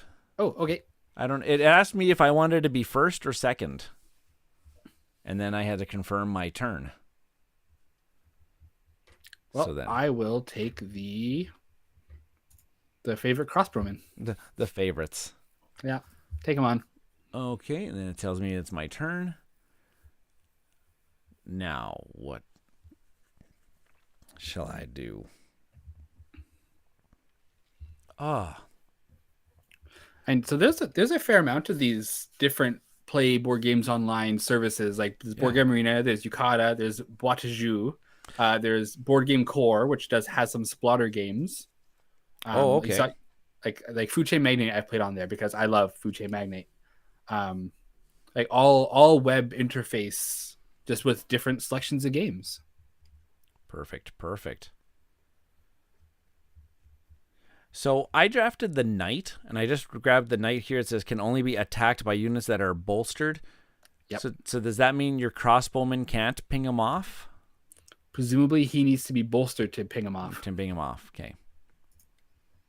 It's kind of funny. If we were playing in person, we'd be like, hey, that's the rule, let's go. But the computer's going to tell us if that's true or not. And there's so many different implementations. I'm assuming they're all programmed the same way or in similar manner. You'd hope so. Oh, right. I get to choose. Oh, I have to choose the second one. I keep forgetting that. Yeah, snake draft, right? This one doesn't have a very nice flashy thing telling me that, hey, it's your turn. It just says it's your turn up at the top here. Yeah. You know what? Okay, let's grab some cavalry. This does seem like a very form over function or function over form website entirely. Yucata here is definitely a site that could have been programmed in like the early to mid 90s. User interface style. I haven't played a game on here in very, very long time. They do have a very robust game catalog. Lots of Euros. Yes. Lots and lots of Euro style games. Oh, they have Renature on here. I really enjoy Renature. The Kiesling and Kramer design. Really interesting take with it says it's still your turn. Really? You might need to click confirm on the bottom right. Do I have to click confirm? Where did my screen go? I went off the screen here for a second, and I don't know why. Oh, finish your turn. That one I'm going to have to get used to. Yep. That I'm definitely going to have to get used to. I'll take the scout and the scout again. Swordsman. I liked him. Finish turn. And it says, it's your turn. Okay. I will grab...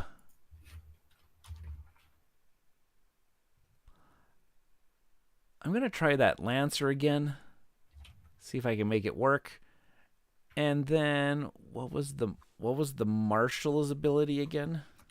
That was someone 2 units away from you gets to attack. But the attack, it's a basic attack. It's not a tactic attack. Right. Has to be so okay. Has to be adjacent. That's interesting. Or I'll try the footman. Which then I think this one means finish your turn. Oh wow, there he is. There we go. Okay. Whoops.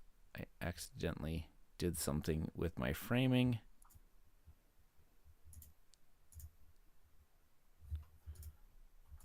I don't want that. All right. Okay. Choose a coin from your hand to use this turn. Oh, this is weird. That. I'm assuming this is gonna. I've got an assumption here that this is gonna feel a little clunkier. Yeah. Right. Than. I do like they kind of just puts our stuff there on the left hand side and just kind of covers up those Those bits that don't matter. those spaces that don't matter. Okay, I'll try that. I guess the lines on the token tell you how many are left. Okay. Oh, I see. 1, 2, 1, 2. Like this is so it's a stack of 1 here, and then so like my crows have a stack of 3 tokens there. Okay, that's how many are in your draft supply. Yeah. And then, okay. Oh, this one's always gonna ask you to select the token you want to use, and then it tells you what you can do with Which is it. what I was expecting from the last one. There we go. And if I click on, oh, okay, and then you can click on your bag, and it will show you your bag contents. Very good. Yes. Perfect. It is my turn. Hey, Norm. Hello, Norm. Welcome. We're playing some War Chest. We just finished playing War Chest on Board Game Arena. Now we're trying War Chest on Yukata, which I think we'll have thoughts on. Perhaps. Footman. So my big experience on Yukata was I had a friend who had a couple games that they really preferred, like Grand Austria Hotel was one of the ones, and Oracle of Delphi by Stefan Feld. So he was on the site and he wanted to play those all the time. And eventually I was like, you know what? I'm just not a big fan of those 2 games. So he's like, all right, fine. I'll play random people. He's now like in the top 1% ranked people on the site. Wow. Like I can't play with him anymore. I was getting back in the day when I played this a lot. I one of the only games I played was Nations the dice game, and I was getting up there, like where my rank was like, I don't know, it was top 100 of however many thousands of people playing Nations the dice game. I was like, wow, I played this game way too many times. I only just recently played Nations, like the full version. Have you played both? I have played Nations once, a very long time ago, and they're only very similar in theme, as in they play completely differently. As Nations, the dice game is very much a set collecting style of game, right? To push up these tracks and whatnots. Okay, and then I can click on these to show. I can click on my cards on the hand side here just to remind me what they do. Okay, and then the crossbow. The crossbow. Norm, we talked about that a couple of seconds ago. I don't think so, mostly because I don't like people. Yeah, we literally just talked about it just before Norm jumped into the chat. Like, I know I should go to like TCTC and I should go to Shucks because it's just a ferry ride away. Like I'm on the island, I'm right there. I should do it. I don't want to. 100% fair. 100% fair. Yeah, I'm an introvert. Cons can be cruddy. Yeah, there's that too. I do have one convention that I go to every year. We call it Cabin Con, where me and my board game group, the 3 other guys, we rent a cabin like an hour away from where we live, and we just play board games from Friday to Monday, like 8 a.m. to midnight, and it is just board games. That's amazing. That I like. Oh my gosh. Okay. Now what am I going to do? Okay, so in this case where I clicked my Raven, it gave me the option. It says you have two options. You can control or boastal. What do you want to do? Sounds good. We're used to crowds. We teach in a school with 1,200. Yeah, our school just reached about just over 1,200 students this year. It's a lot. Huge class sizes. Huge. Okay. I grew up in northern Manitoba. My graduating class was 3 people. My township is like 600 people total. Mm-hmm. I don't know what you Saskatoon people are doing over there.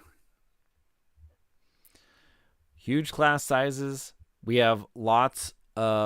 Saskatchewan takes in, or at least what I found, we take in lots of refugees too. Yep. From other countries. So we've had a big influx of students from Ukraine have come quite recently. We have tons and tons that just keep added to our school. For I should actually do some. I should actually recruit some things here. I'm getting too thing in the moving of my pieces where I'm like, wait. I still need to actually have things to activate them eventually. Oh, those crossbowmen. The crossbowmen are going to be very... Hopefully, though... What else can I do here? I should be able to do...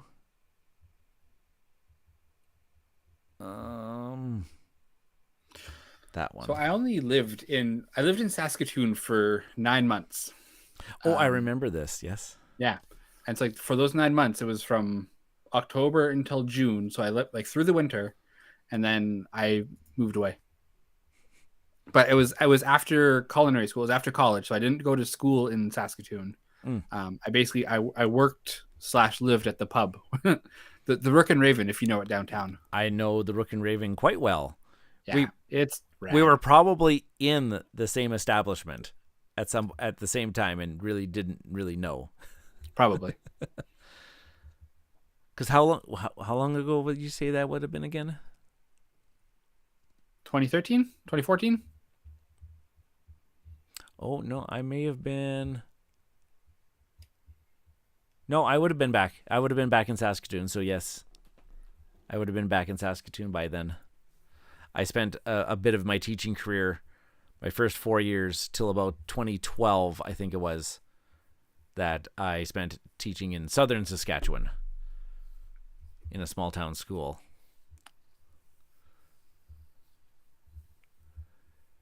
I don't know what I want to do. This is a problem. That's been me the past couple games. Well, like, I can't take initiative because I have it. Oh, right. That's the thing I can do. Shoot. Yeah. It's the thing I should do.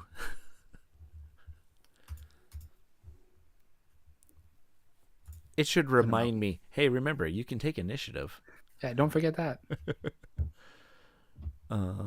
Let's go with... The other side of going to a convention, I don't want to put extra stress on my partner to like look after our kid full time all the time. Yeah. Like because she already has like she's a clinical counselor. Oh wow. So she does 2 full days of clinical counseling plus some evenings plus some weekends, all working around like our childcare needs. And so like, hey, like I know you're looking forward to having a Saturday with a little bit less parenting, but bye. So it's not in this phase of life at the very least, right? I am well aware of now it's just been interesting because while my kids have been growing up the past 3 years, we haven't done a whole heck of a lot in the last 3 years. So yeah, we're starting to get back into those things where it's like, hey, yeah, you can go over to Vancouver as long as like, the next weekend I get to have like a spa day. So yeah. I'm like, yeah, I said, yeah, that's 100% fair. You can have 2 spa days because I'm leaving for 2 days. Yeah.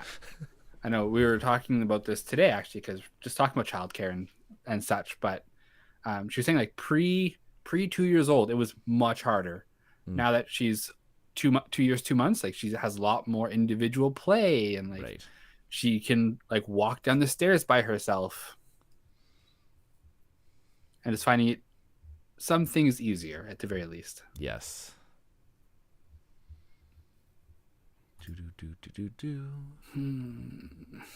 What's in my bag? What's in the bag? What's in the box?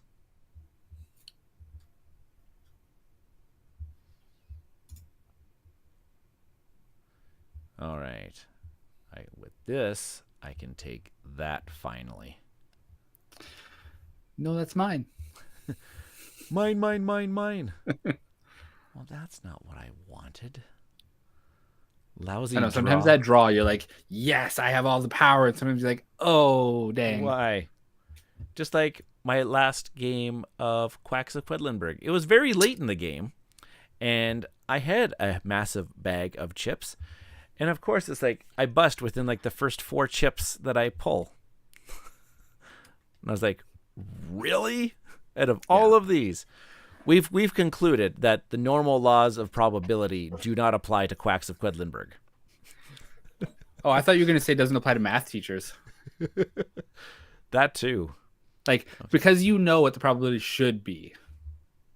I can go like, there. Did you ever play like XCOM or Fire Emblem? That was rude. Fire Emblem. Yeah, I know. I needed to get him out of there. Fire Emblem. That one sounds familiar. And no, I've never played XCOM. So both are tactical skirmish games, like the video games. But the way that both of those games work is that, you move your units around a map and then you go adjacent or range and then you attack the other person. And it gives you a little pop-up sheet. It's, 87% chance to hit. Damage you'll do is X, da-da-da-da-da. Like Y chance to crit. If you crit, you'll do triple damage, blah. I've missed so many 87% shots, and I've been critical hit on like 2 and 3% way more than it really should happen. Sounding like, now Norm's still in the chat here with us, sure sounding like some of our Memoir 44 games that we were playing on stream, where it's just like, wow, what's going on here? I'm probably going to trigger some PTSD. I have not finished my turn. I'm probably going to trigger some PTSD for that Memoir 44 session that we had. It was brutal. I just was starting just to feel bad at the time. I'm like, oh, I only roll 1 dice. Oh, and I hit you and kill the rest of your units. You're rolling 5 dice and you missed all of them. What the heck?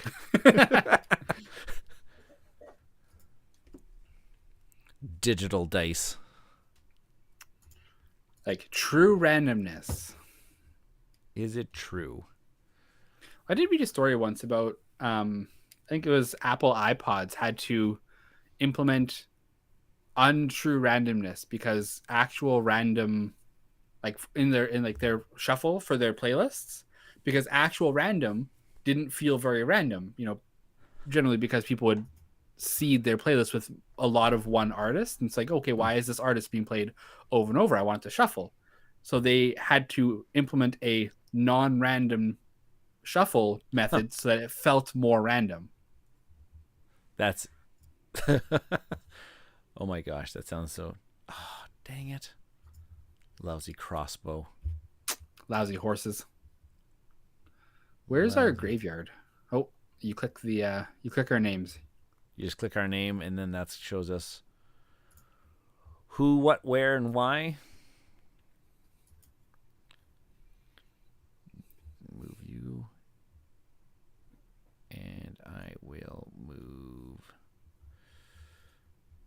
you. You have 2 footsies. 2 footies. Tokens back in the bag. Oh, thank goodness. I'm taking initiative. Yep. Such a good action to take on your last token. especially if you have like your whatever what do they refer to it as, the royal token? Yeah, If you have your royal token, that's which is pretty useless. yeah, because all you can do with the royal token is claim initiative, recruit, or pass. Which I'm trying to understand why you would ever want to pass unless you can't do anything. You can't do anything. You don't want to move adjacent to someone because you know they have a token. That's probably true.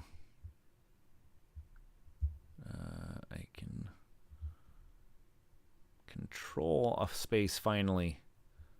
I'm doing better. I'm doing one better than I did last game. Yeah, you just went on a murder spree last game.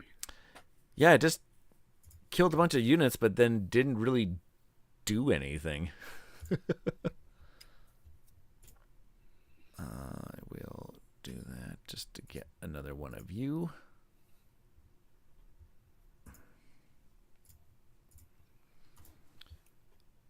Burb. Lousy birds. Lousy birds. I will take initiative.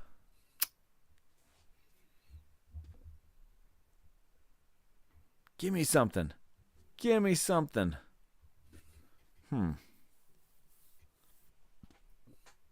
That is very interesting. Let's go with...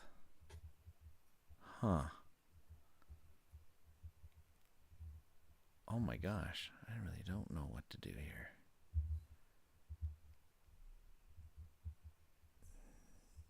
I will move you there. And I shall move you. That's it.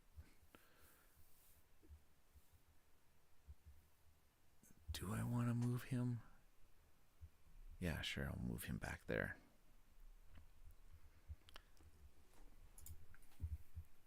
I will control a token. Okay. Which then I will also control a token.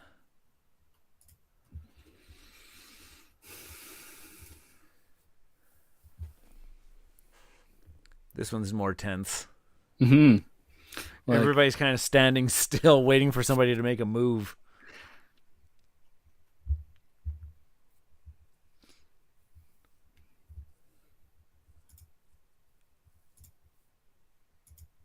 And then, oh, no.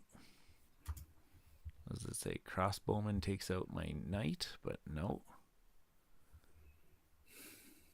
And my crossbowman cannot reach your knight. Always too far away. Yeah, I can only attack one space away. Otherwise, I would have. Yes. Okay, we'll use you to recruit another one of you. So how big is TCTC Con? I said TCTC? Yeah, I'm not sure. This will be my first time attending. Ah, fun. Norm attended it many years ago. I think it was the year before. I think it was 2019 because 2020 didn't happen. I think he was out there in 2019. And I think it's a fair-sized. Yeah. And this year they're expecting a pretty decent attendance because anybody who had 2020 tickets got rolled over to 2023. Oh, okay. So they're expecting a pretty decent attendance. As of right now, their online ticket sales are sold out, which is signaling pretty awesome things because it's still about just under a month about a month away till the actual con.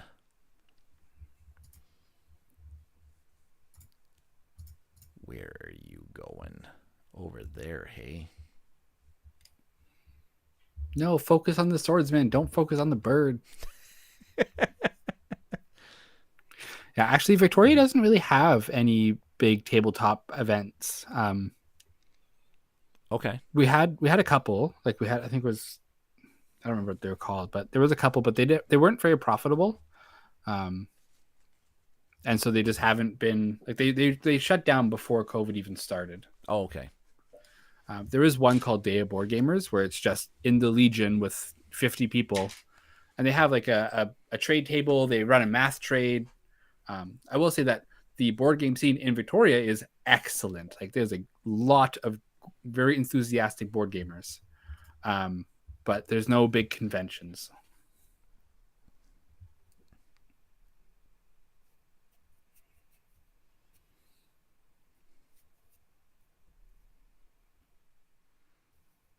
Boom.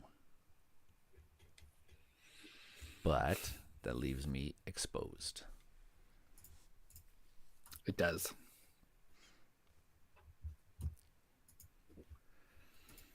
Okay. So then. I'm just going to read that.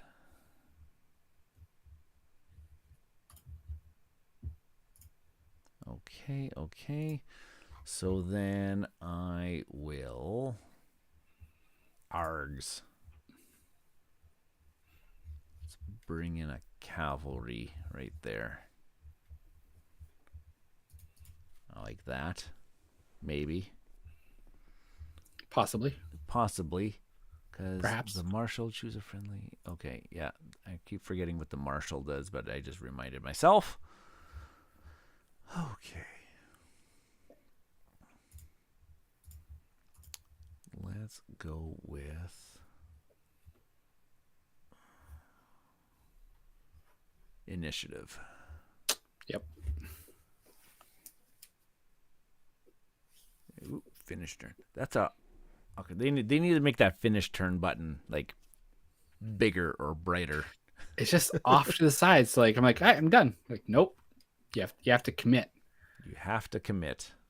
And I have read some developer diaries on like board game arena implementations about like, why do some games have undos and the reasons why they've made these choices.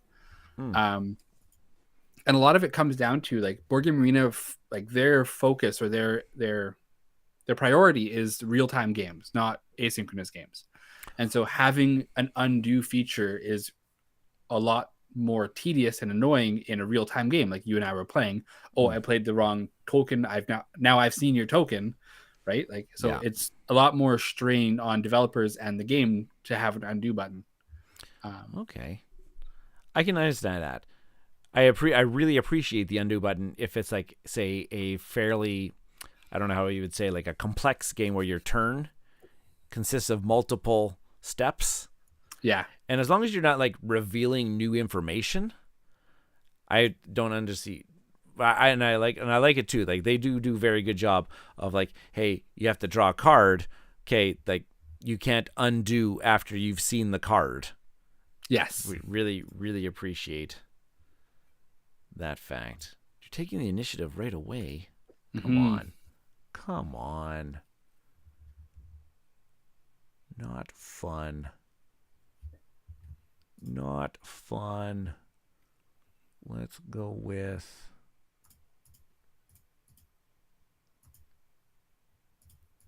I'm trying to figure out how I'm going to get I need to figure out how to get around this crossbow guy. That's been my almost like someone put him in the spot. It's almost like he put him in this spot for like just this exact reason. I got to figure out how to get that around there. I think your horse is the way to do it. Yeah. Now the bollocks part is that I've bolstered him, right? Like, yeah. So you can't just rush in and hit him without getting hit back. This is true. Almost like I'm a jerk that way. It's almost like he knows what he's doing.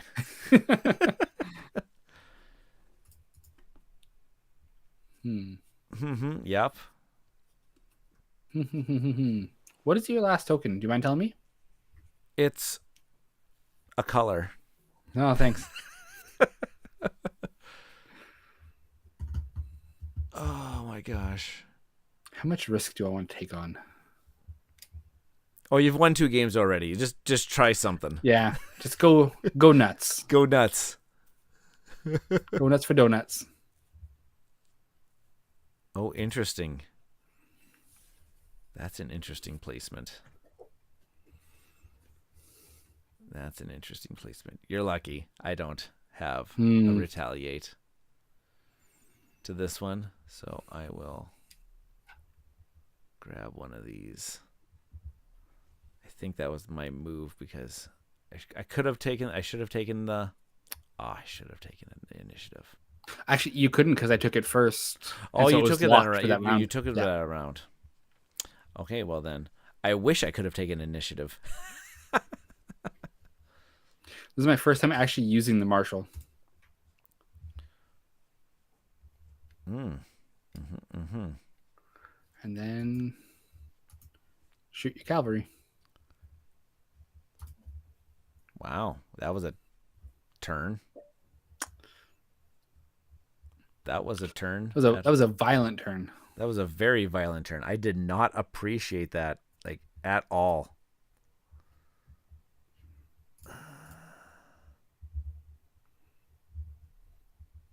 What's the chance? Pretty good. He's clicking pretty fast. 1, 2, 3, 4, 5, 6, 7, 8, 9. 2 out of 9. Which means 100%. Yeah. Dang it. You always take it. I want to be the one who takes a chance. Grab that.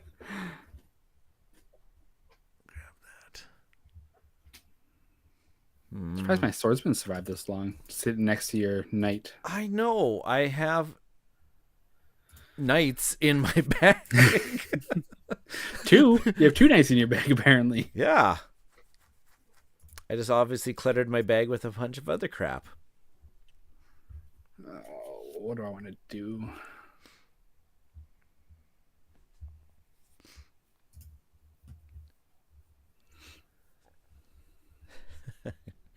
And you have the initiative, so I can't even do much.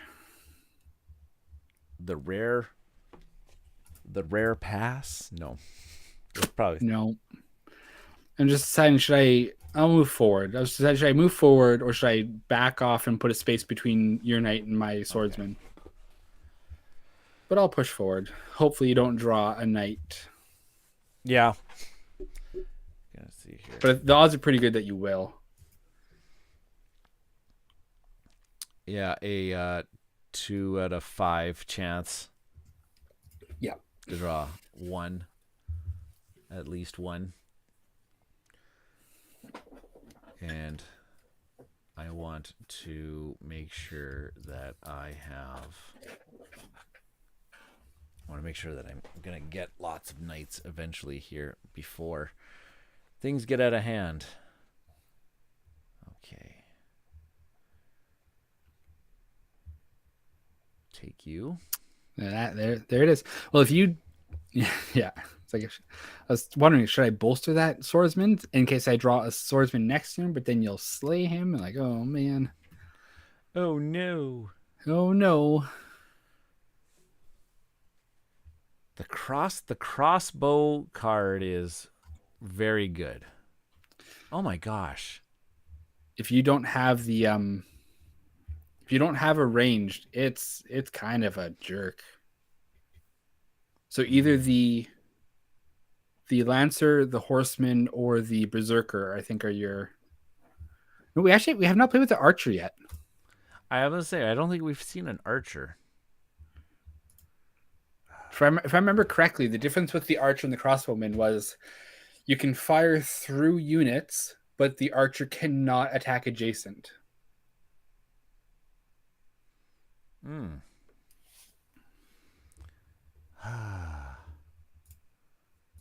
I am at a loss of what I want to do here. At a loss of what I want to do. Let's bring you out. Yep. That's a good spot for him.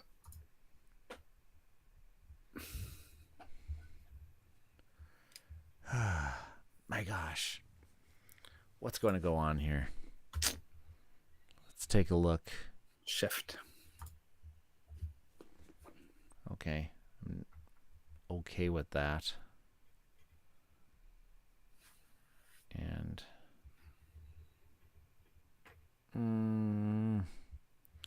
it's within two spaces that the crossbow guy does. Yeah, so that guy is out of reach.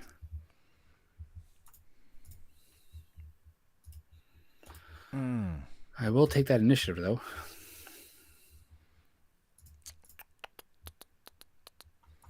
So what's going to happen right off the bat here? Claim. Exude my control. Yeah. So he's 5 out of 6. I can...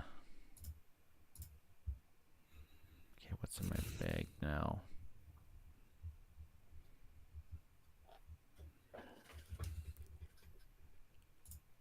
I could totally...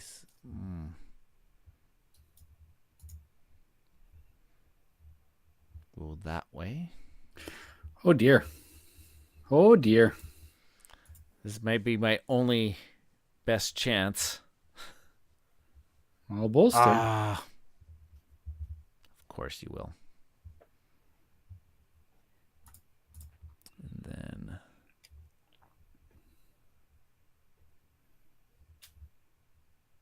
we'll come over here. To stay out of that deadly range. He had 2 of them in his head.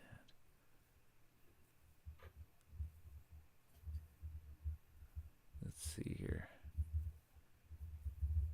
And then I will take that. Mm-hmm. Because... oh my gosh.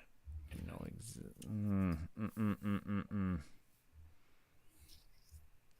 Let's knock you down a peg. Oh, that's not what I wanted. It's exactly what I wanted.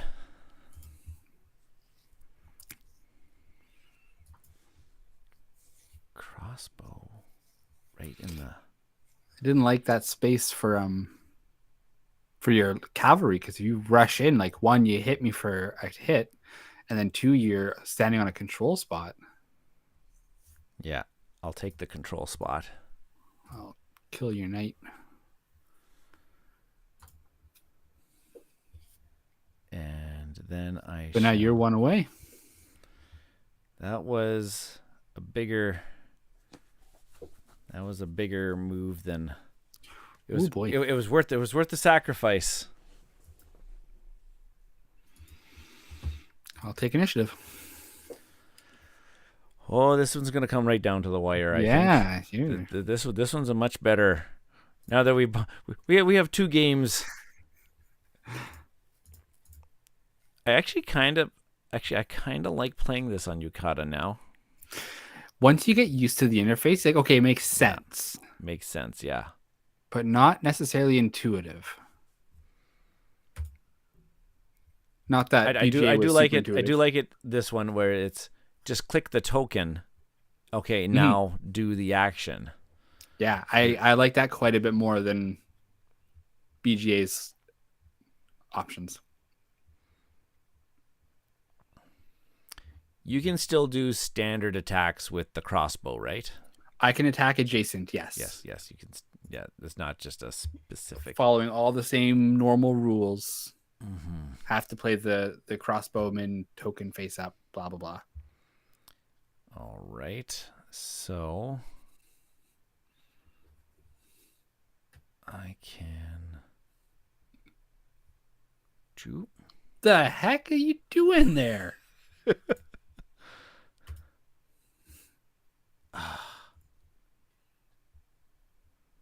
Well, you just made this more difficult.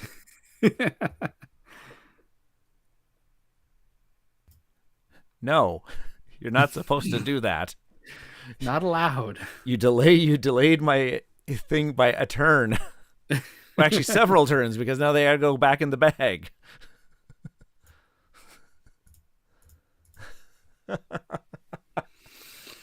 Oh, damn it. What do I got left in the bag here?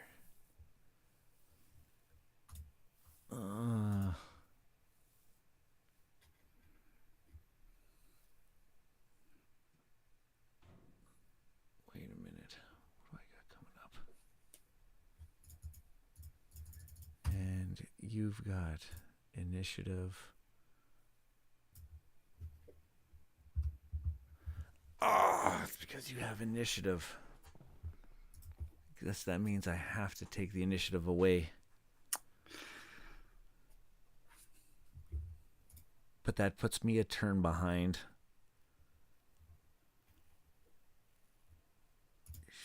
Shoot.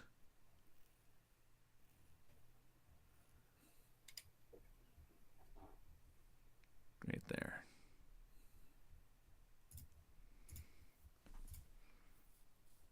Take them away.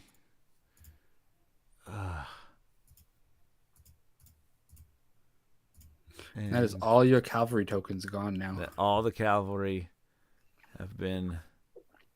Which, honestly, actually, I probably should not have killed him. I should have left him because he would never activate. He would just sit on that spot and hold it. Yeah, he would just hold it. Mm-hmm. Unless if your whole thing is to go after that spot.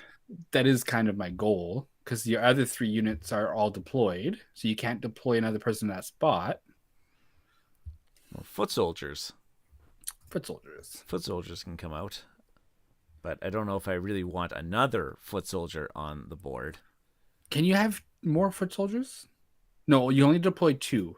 Is it only just 2? Yeah, and you have 2 on the board now. 2 footmen can maybe be deployed. Yep. Mm-hmm. Let's try.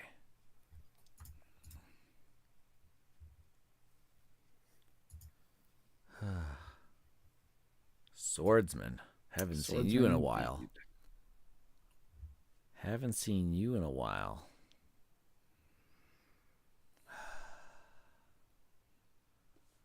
And then you're most likely to.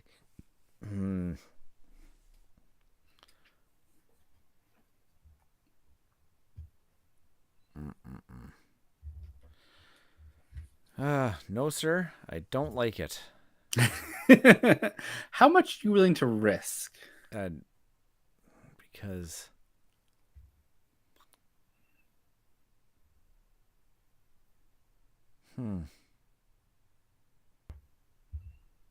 interesting. I really don't know what to do with this last token. You can't take initiative because you already have it. Yeah. And I don't. Well,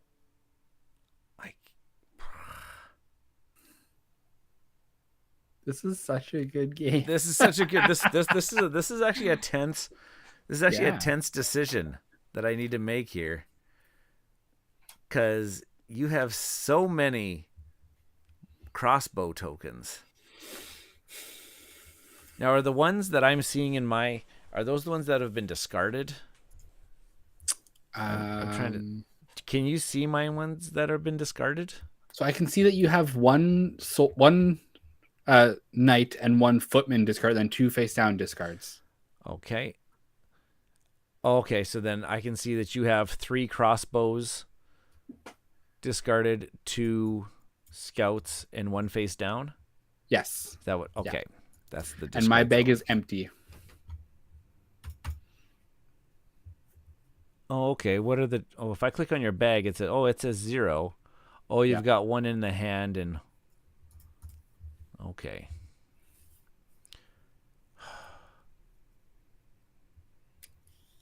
Oh boy.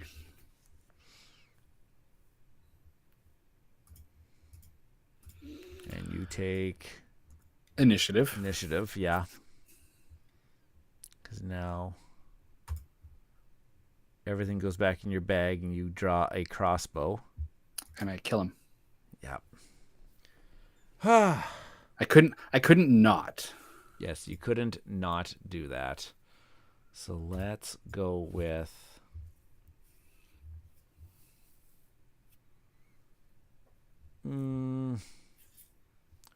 you're going to want to do that. So let's just zoop.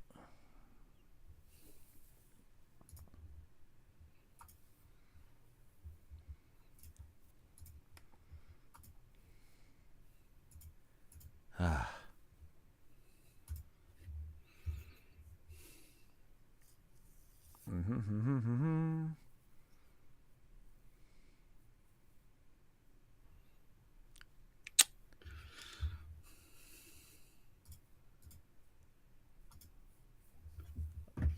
This is the silent portion.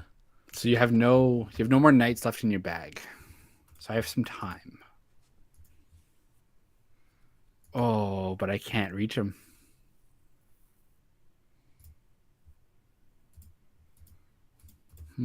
Tricky.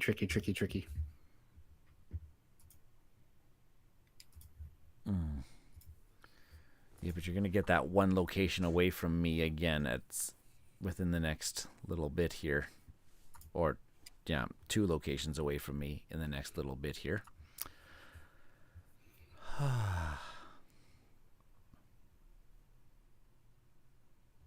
No, wait. No, you don't have. I can do that.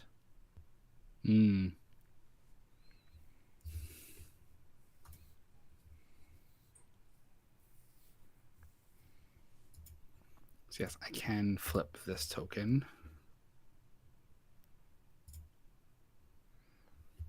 Okay.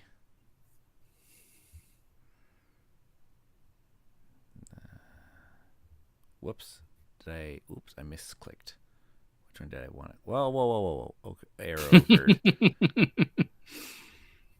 Slow down. Yep. And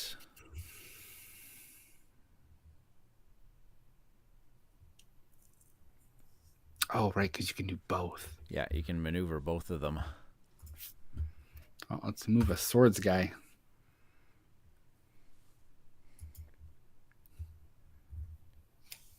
I didn't like that. Yeah. Blocked it. Oh, brutal. Yeah, it allows you another turn to try to get that.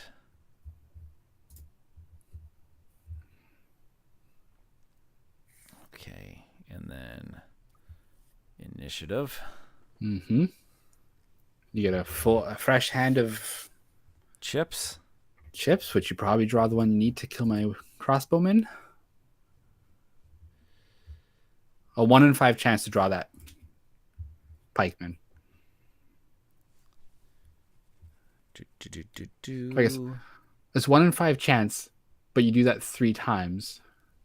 Oh, that's more math than I'm willing to do.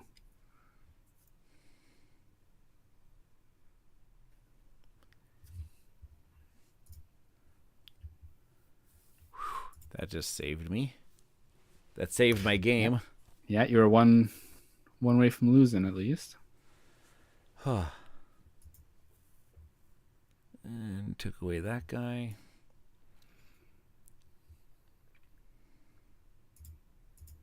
Whoa. No. Can I undo that? You should still be able to undo that. Yeah. I just misclicked the hex.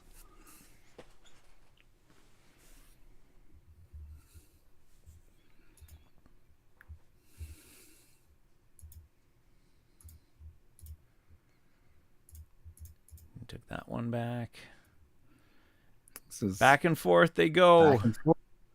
Back and forth they go.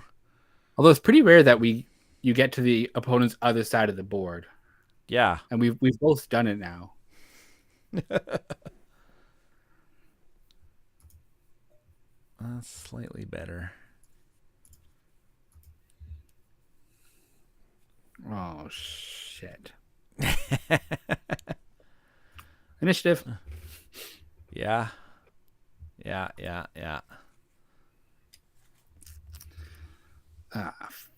Fuck. This is, oh no, not a good hand.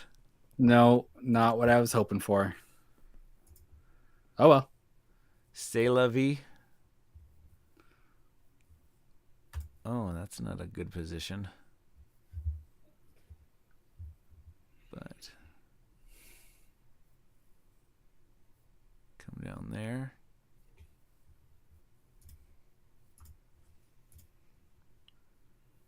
Ooh.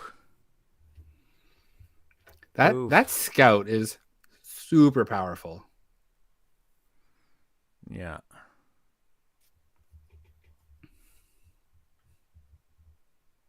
Oh shoot, I didn't even see that. The Lancer, you're finally useful. Yeah. Oh, that's a good position. I guess no, it's not quite because you can't hit my crossbowman. I can't hit the crossbowman with him, but delayed it by another. Delayed the control of that. Oh, I guess you do still have some of those guys, don't you? Just Uno. This has been a pretty bloody game. This has been back and forth. Like lots of units have just been decimated.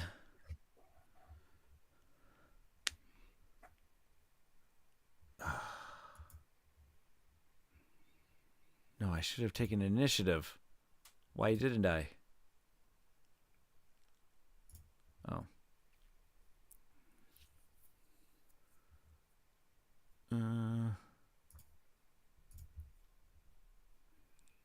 That guy first.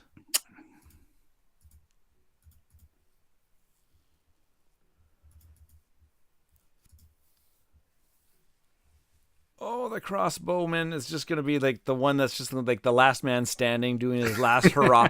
Doing his last hurrah.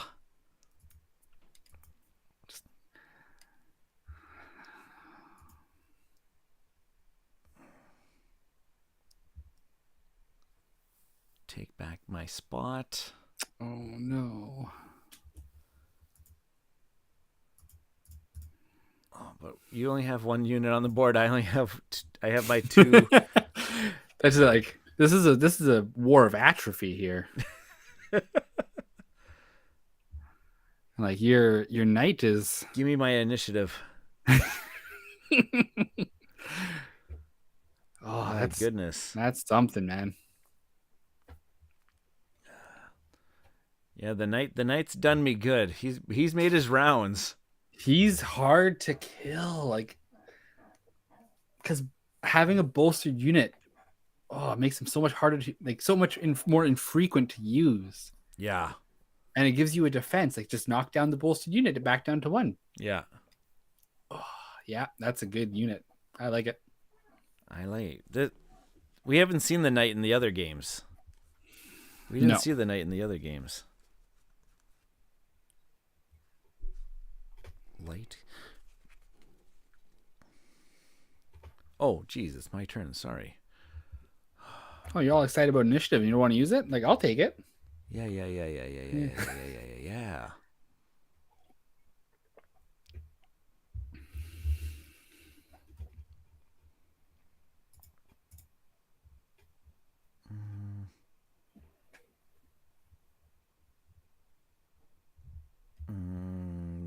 This way.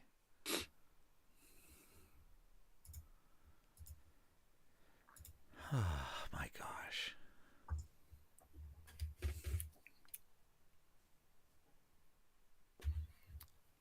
Oh, interesting. My heart rate is up. This one's definitely.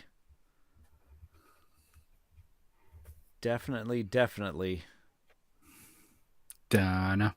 Dun dun dun dun dun dun dun dun dun dun.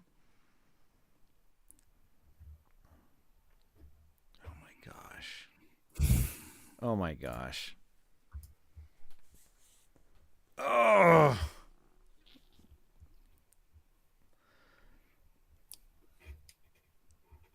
Oh, I get it. The red eyes mean that you can see that token's face up. Oh, this is one of those instances where you just have to pass. Oh, you actually passed. Yeah, because there's nothing I could do. It's the royal token. Oh, yeah. I can't move. Nothing left to recruit. Nothing left to recruit, and I had the initiative token.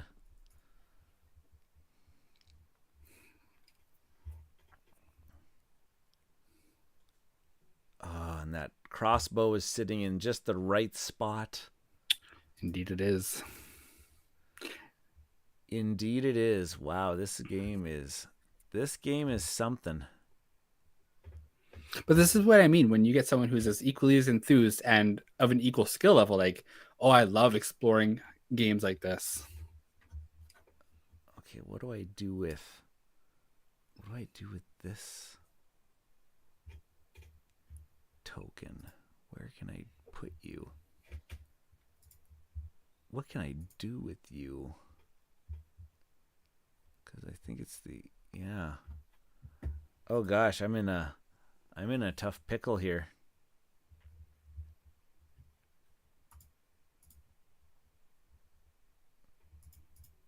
Because what do you? Oh yeah, you got so many. You got so many tokens. These are my last 3 tokens. Other than the ones that other than the ones that are on the side there. Yeah, you got 3. I got 6 3 tokens. in hand, 1 face down. Yeah, I got 6 tokens in total left. Like in total. Oh my gosh. I have 8. 1, 2, 3, 4, 5, 6, 7, 8. I have 8. Let's put this one. Oh my gosh, I really don't even know. I don't know. Just your fodder. Your fodder at this point. That's just prevents me from moving on to that spot and taking it from you, right? Yeah. It's really the The make purpose. You spend a token to get rid of them. Which I kind of have to. If you want to. Yeah. So now I'm.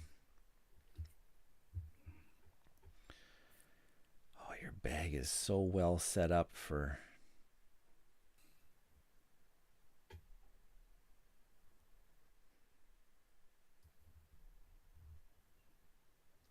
Bolstering? Get out of town.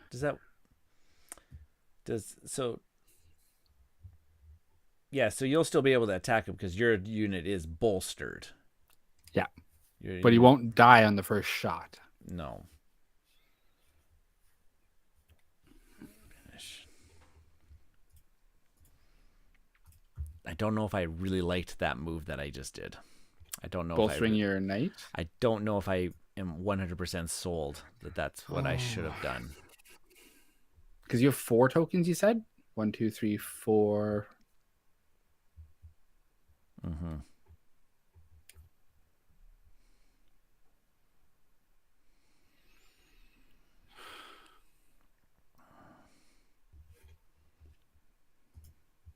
You took the initiative. Yeah.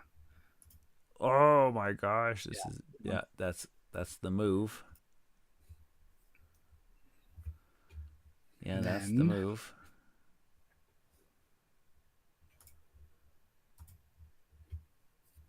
Yeah. Yeah.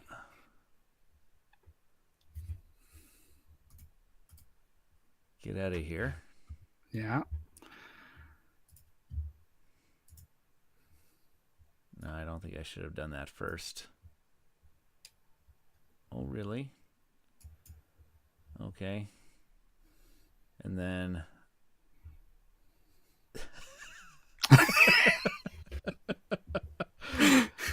This is definitely not the way this is supposed to go.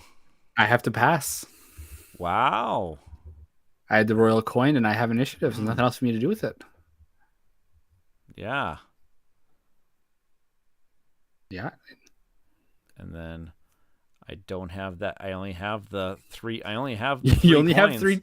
So like those are the 3 coins you'll have every single round. Yeah. So, oh man, that's tough. No, wait. No. Wait. Undo. Because then I can use you to take him down. Now I cannot attack your knight.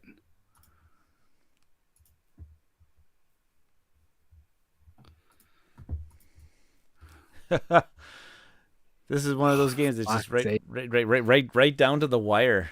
Oh, see, yeah. Look, again, just delay. It's just delay. What a bloodbath Oh of man. units. Oh no! That's the one right over there. Because you have the royal token left, I think. Yep. Yep. There's no way to get rid of that. Nope.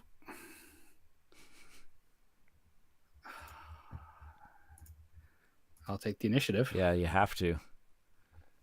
Although it kind of leaves me. Yeah. Kill that guy. Mm-hmm. Mm-hmm. Yeah, you kind of had to.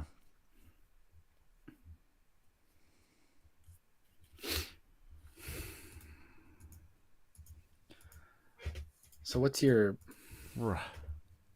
You have a pikeman that you can't use, and a royal coin. Yeah, I have a foot soldier, and a royal coin.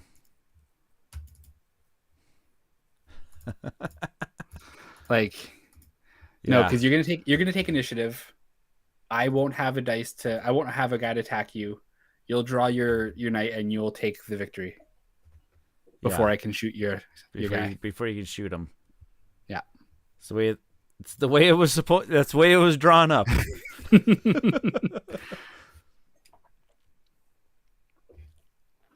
Yeah. The lonely old unit just keeps getting summoned to be sacrificed. And you draw your 2. Yeah. Oh, I wish there was a rule that, like, if you only draw 2 units, you automatically lose. That would be brutal. Yeah, like kind of like deck out control. Oh my goodness gracious! Finish your turn to game over. And yes, there's no celebratory anything. It just literally just says game over at the very end. Well, on Yukata, you have 100% win rate. Yes. Retire on Yukata. Wonder how many war chest players are on Yukata. And then as opposed to like war chest players on Board Game Arena. As opposed to there's a whole separate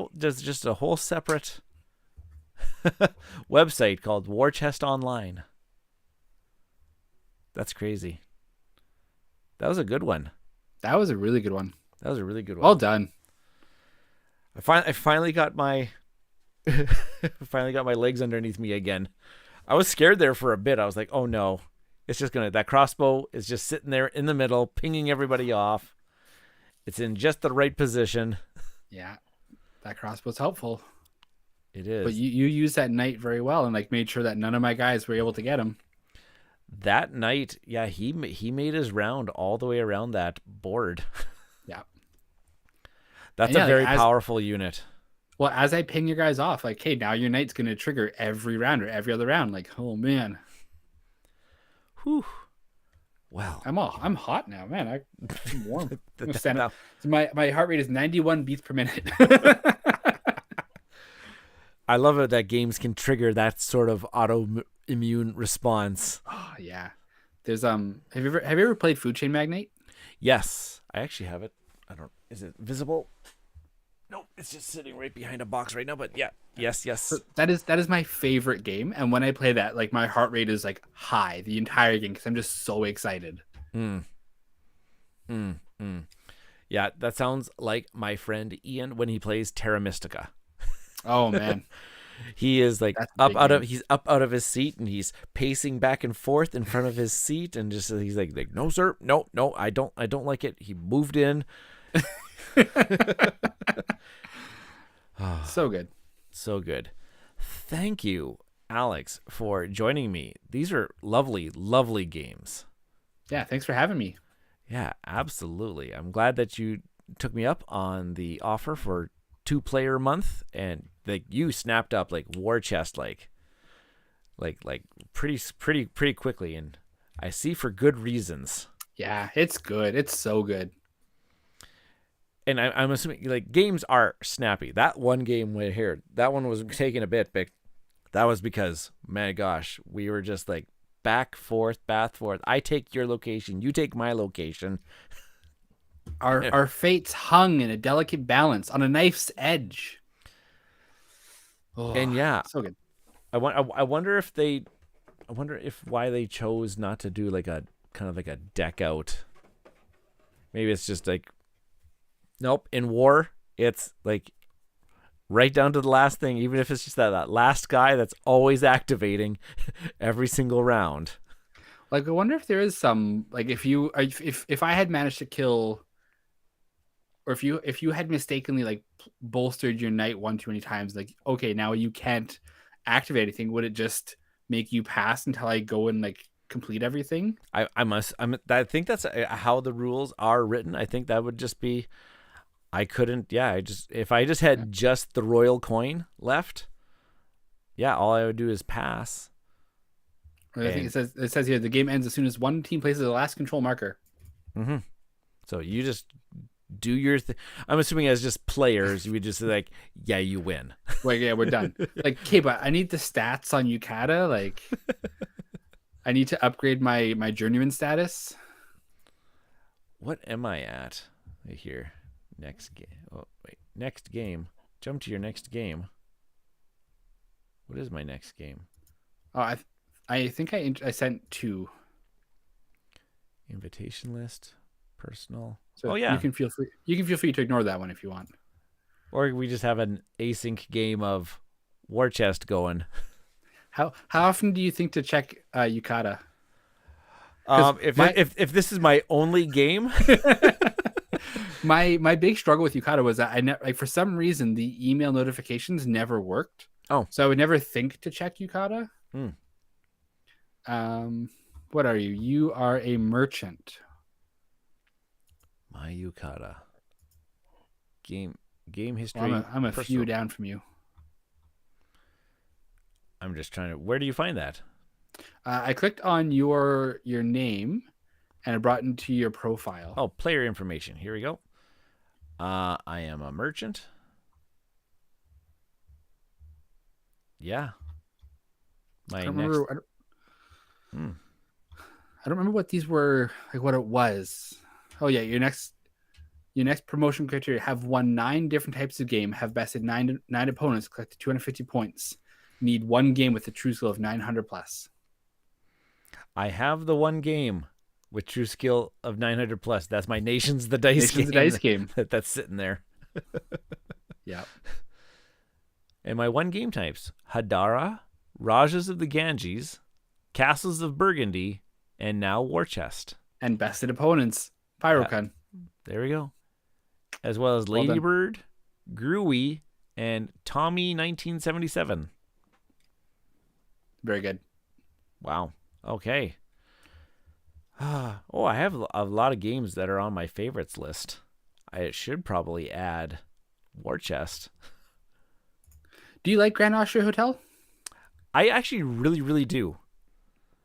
It's one of our games. If I was to put together a list of top 10 games that I like to play at 2 players, Grand Austria Hotel would be up there. I kind of bounced off it. Now it's been a hot minute since the last time I played it. Indeed. I didn't, but I know because I have the nice upgraded. I've got the nice upgraded bits from that last Kickstarter that ran. Did you get with the expansion? Yeah. Let's waltz. I haven't played with the expansion, but I did add in the upgraded bits to my game. So you did the important part first. Yes, upgrading bits, which I'm all about. Vikings is one of my favorites. I just picked that up in a.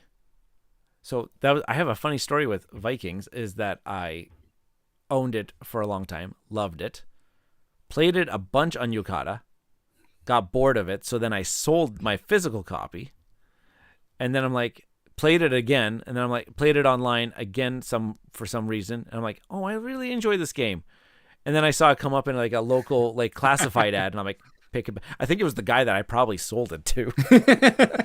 It's fun when you're in a town where you can see your game just like cycle around. Yeah, and I'm like, I'm pretty sure that was my copy. That's pretty. You need to like break one of the legs to like that's how you know.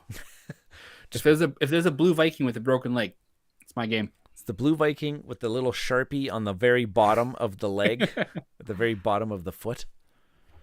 Exactly. Perfect. Well, Alex, this has been a fantastic evening. Fantastic evening of War Chest. Really, really glad that we actually got to play it. Yes, absolutely. Yeah, I'm going to be playing a lot more of it. I'll probably just invite you to an async game or two every now and then. I'm always down to play async on BGA. Yeah, this is a good one. Just like, it's like a wartime game. It's like, I'm going to take my move, like 2 moves a day or something like that, or a move a day, and really think about what I want to do. Now that we have all that strategy. Perfect. Well, it is getting late here in Saskatchewan. You have to teach in the morning. I do have to teach in the morning. It's our last teaching day before a week-long break. Oh, very nice. So the students are not going to be attentive. Nope. No. That's where you roll out a TV. It's good old days. You got so excited when the teacher rolled in the TV. And like the giant, 30-inch deep CRT with a VHS, and you have to get the IT guy from the other classroom to come in to fix it. Yeah, because teachers were not very technically savvy. Somebody unhooked the VCR player and plugged in the DVD player. Whoa! But my teacher only has VHS tapes. Public schools. Gosh, so fantastic. Actually, some of my students are cursing me because 2 of my classes actually have an exam tomorrow. Oh. I was that guy. My other 2 classes are like, woohoo, what? But you know what? They do their exams, and then it gives it a really good punctuation mark on the end of that section. That's what I told them. I said, don't skip the exam tomorrow, because then you're going to go a week without knowing it, without looking at your stuff. Yeah. Yep. Pro tips. Any students that are watching this stream, pro tips. Don't skip the exam tomorrow. Yeah. I will know. Perfect. Well, Alex, I am going to say good evening to the viewers. Viewer. I don't know if we have any viewers at this point. I don't think we do anymore. It's getting late. That's all right. It's late. Yeah. So, but if anybody's watching this after the fact, hey, thank you for joining us for this lovely War Chest evening. Coming up on Tuesday, I'm going to be playing Sobek 2 players on Board Game Arena with Chris Barrows of the Tabletop Express. We've enjoyed that game quite a bit on BGA, so we're going to show off our skills. Now, I think I played it 12 times in the month of January, which was enough. Then we took a break, and then we're like, we got to get back to that one. So we will. Perfect. Thank you, Alex. I'm going to make sure that I have all the descriptions to your stuff linked in the description of this video so that people can find your blog and follow you on Twitter and interact with you. Looking forward to it. Perfect, folks. Good evening. Good night. Bye, everybody.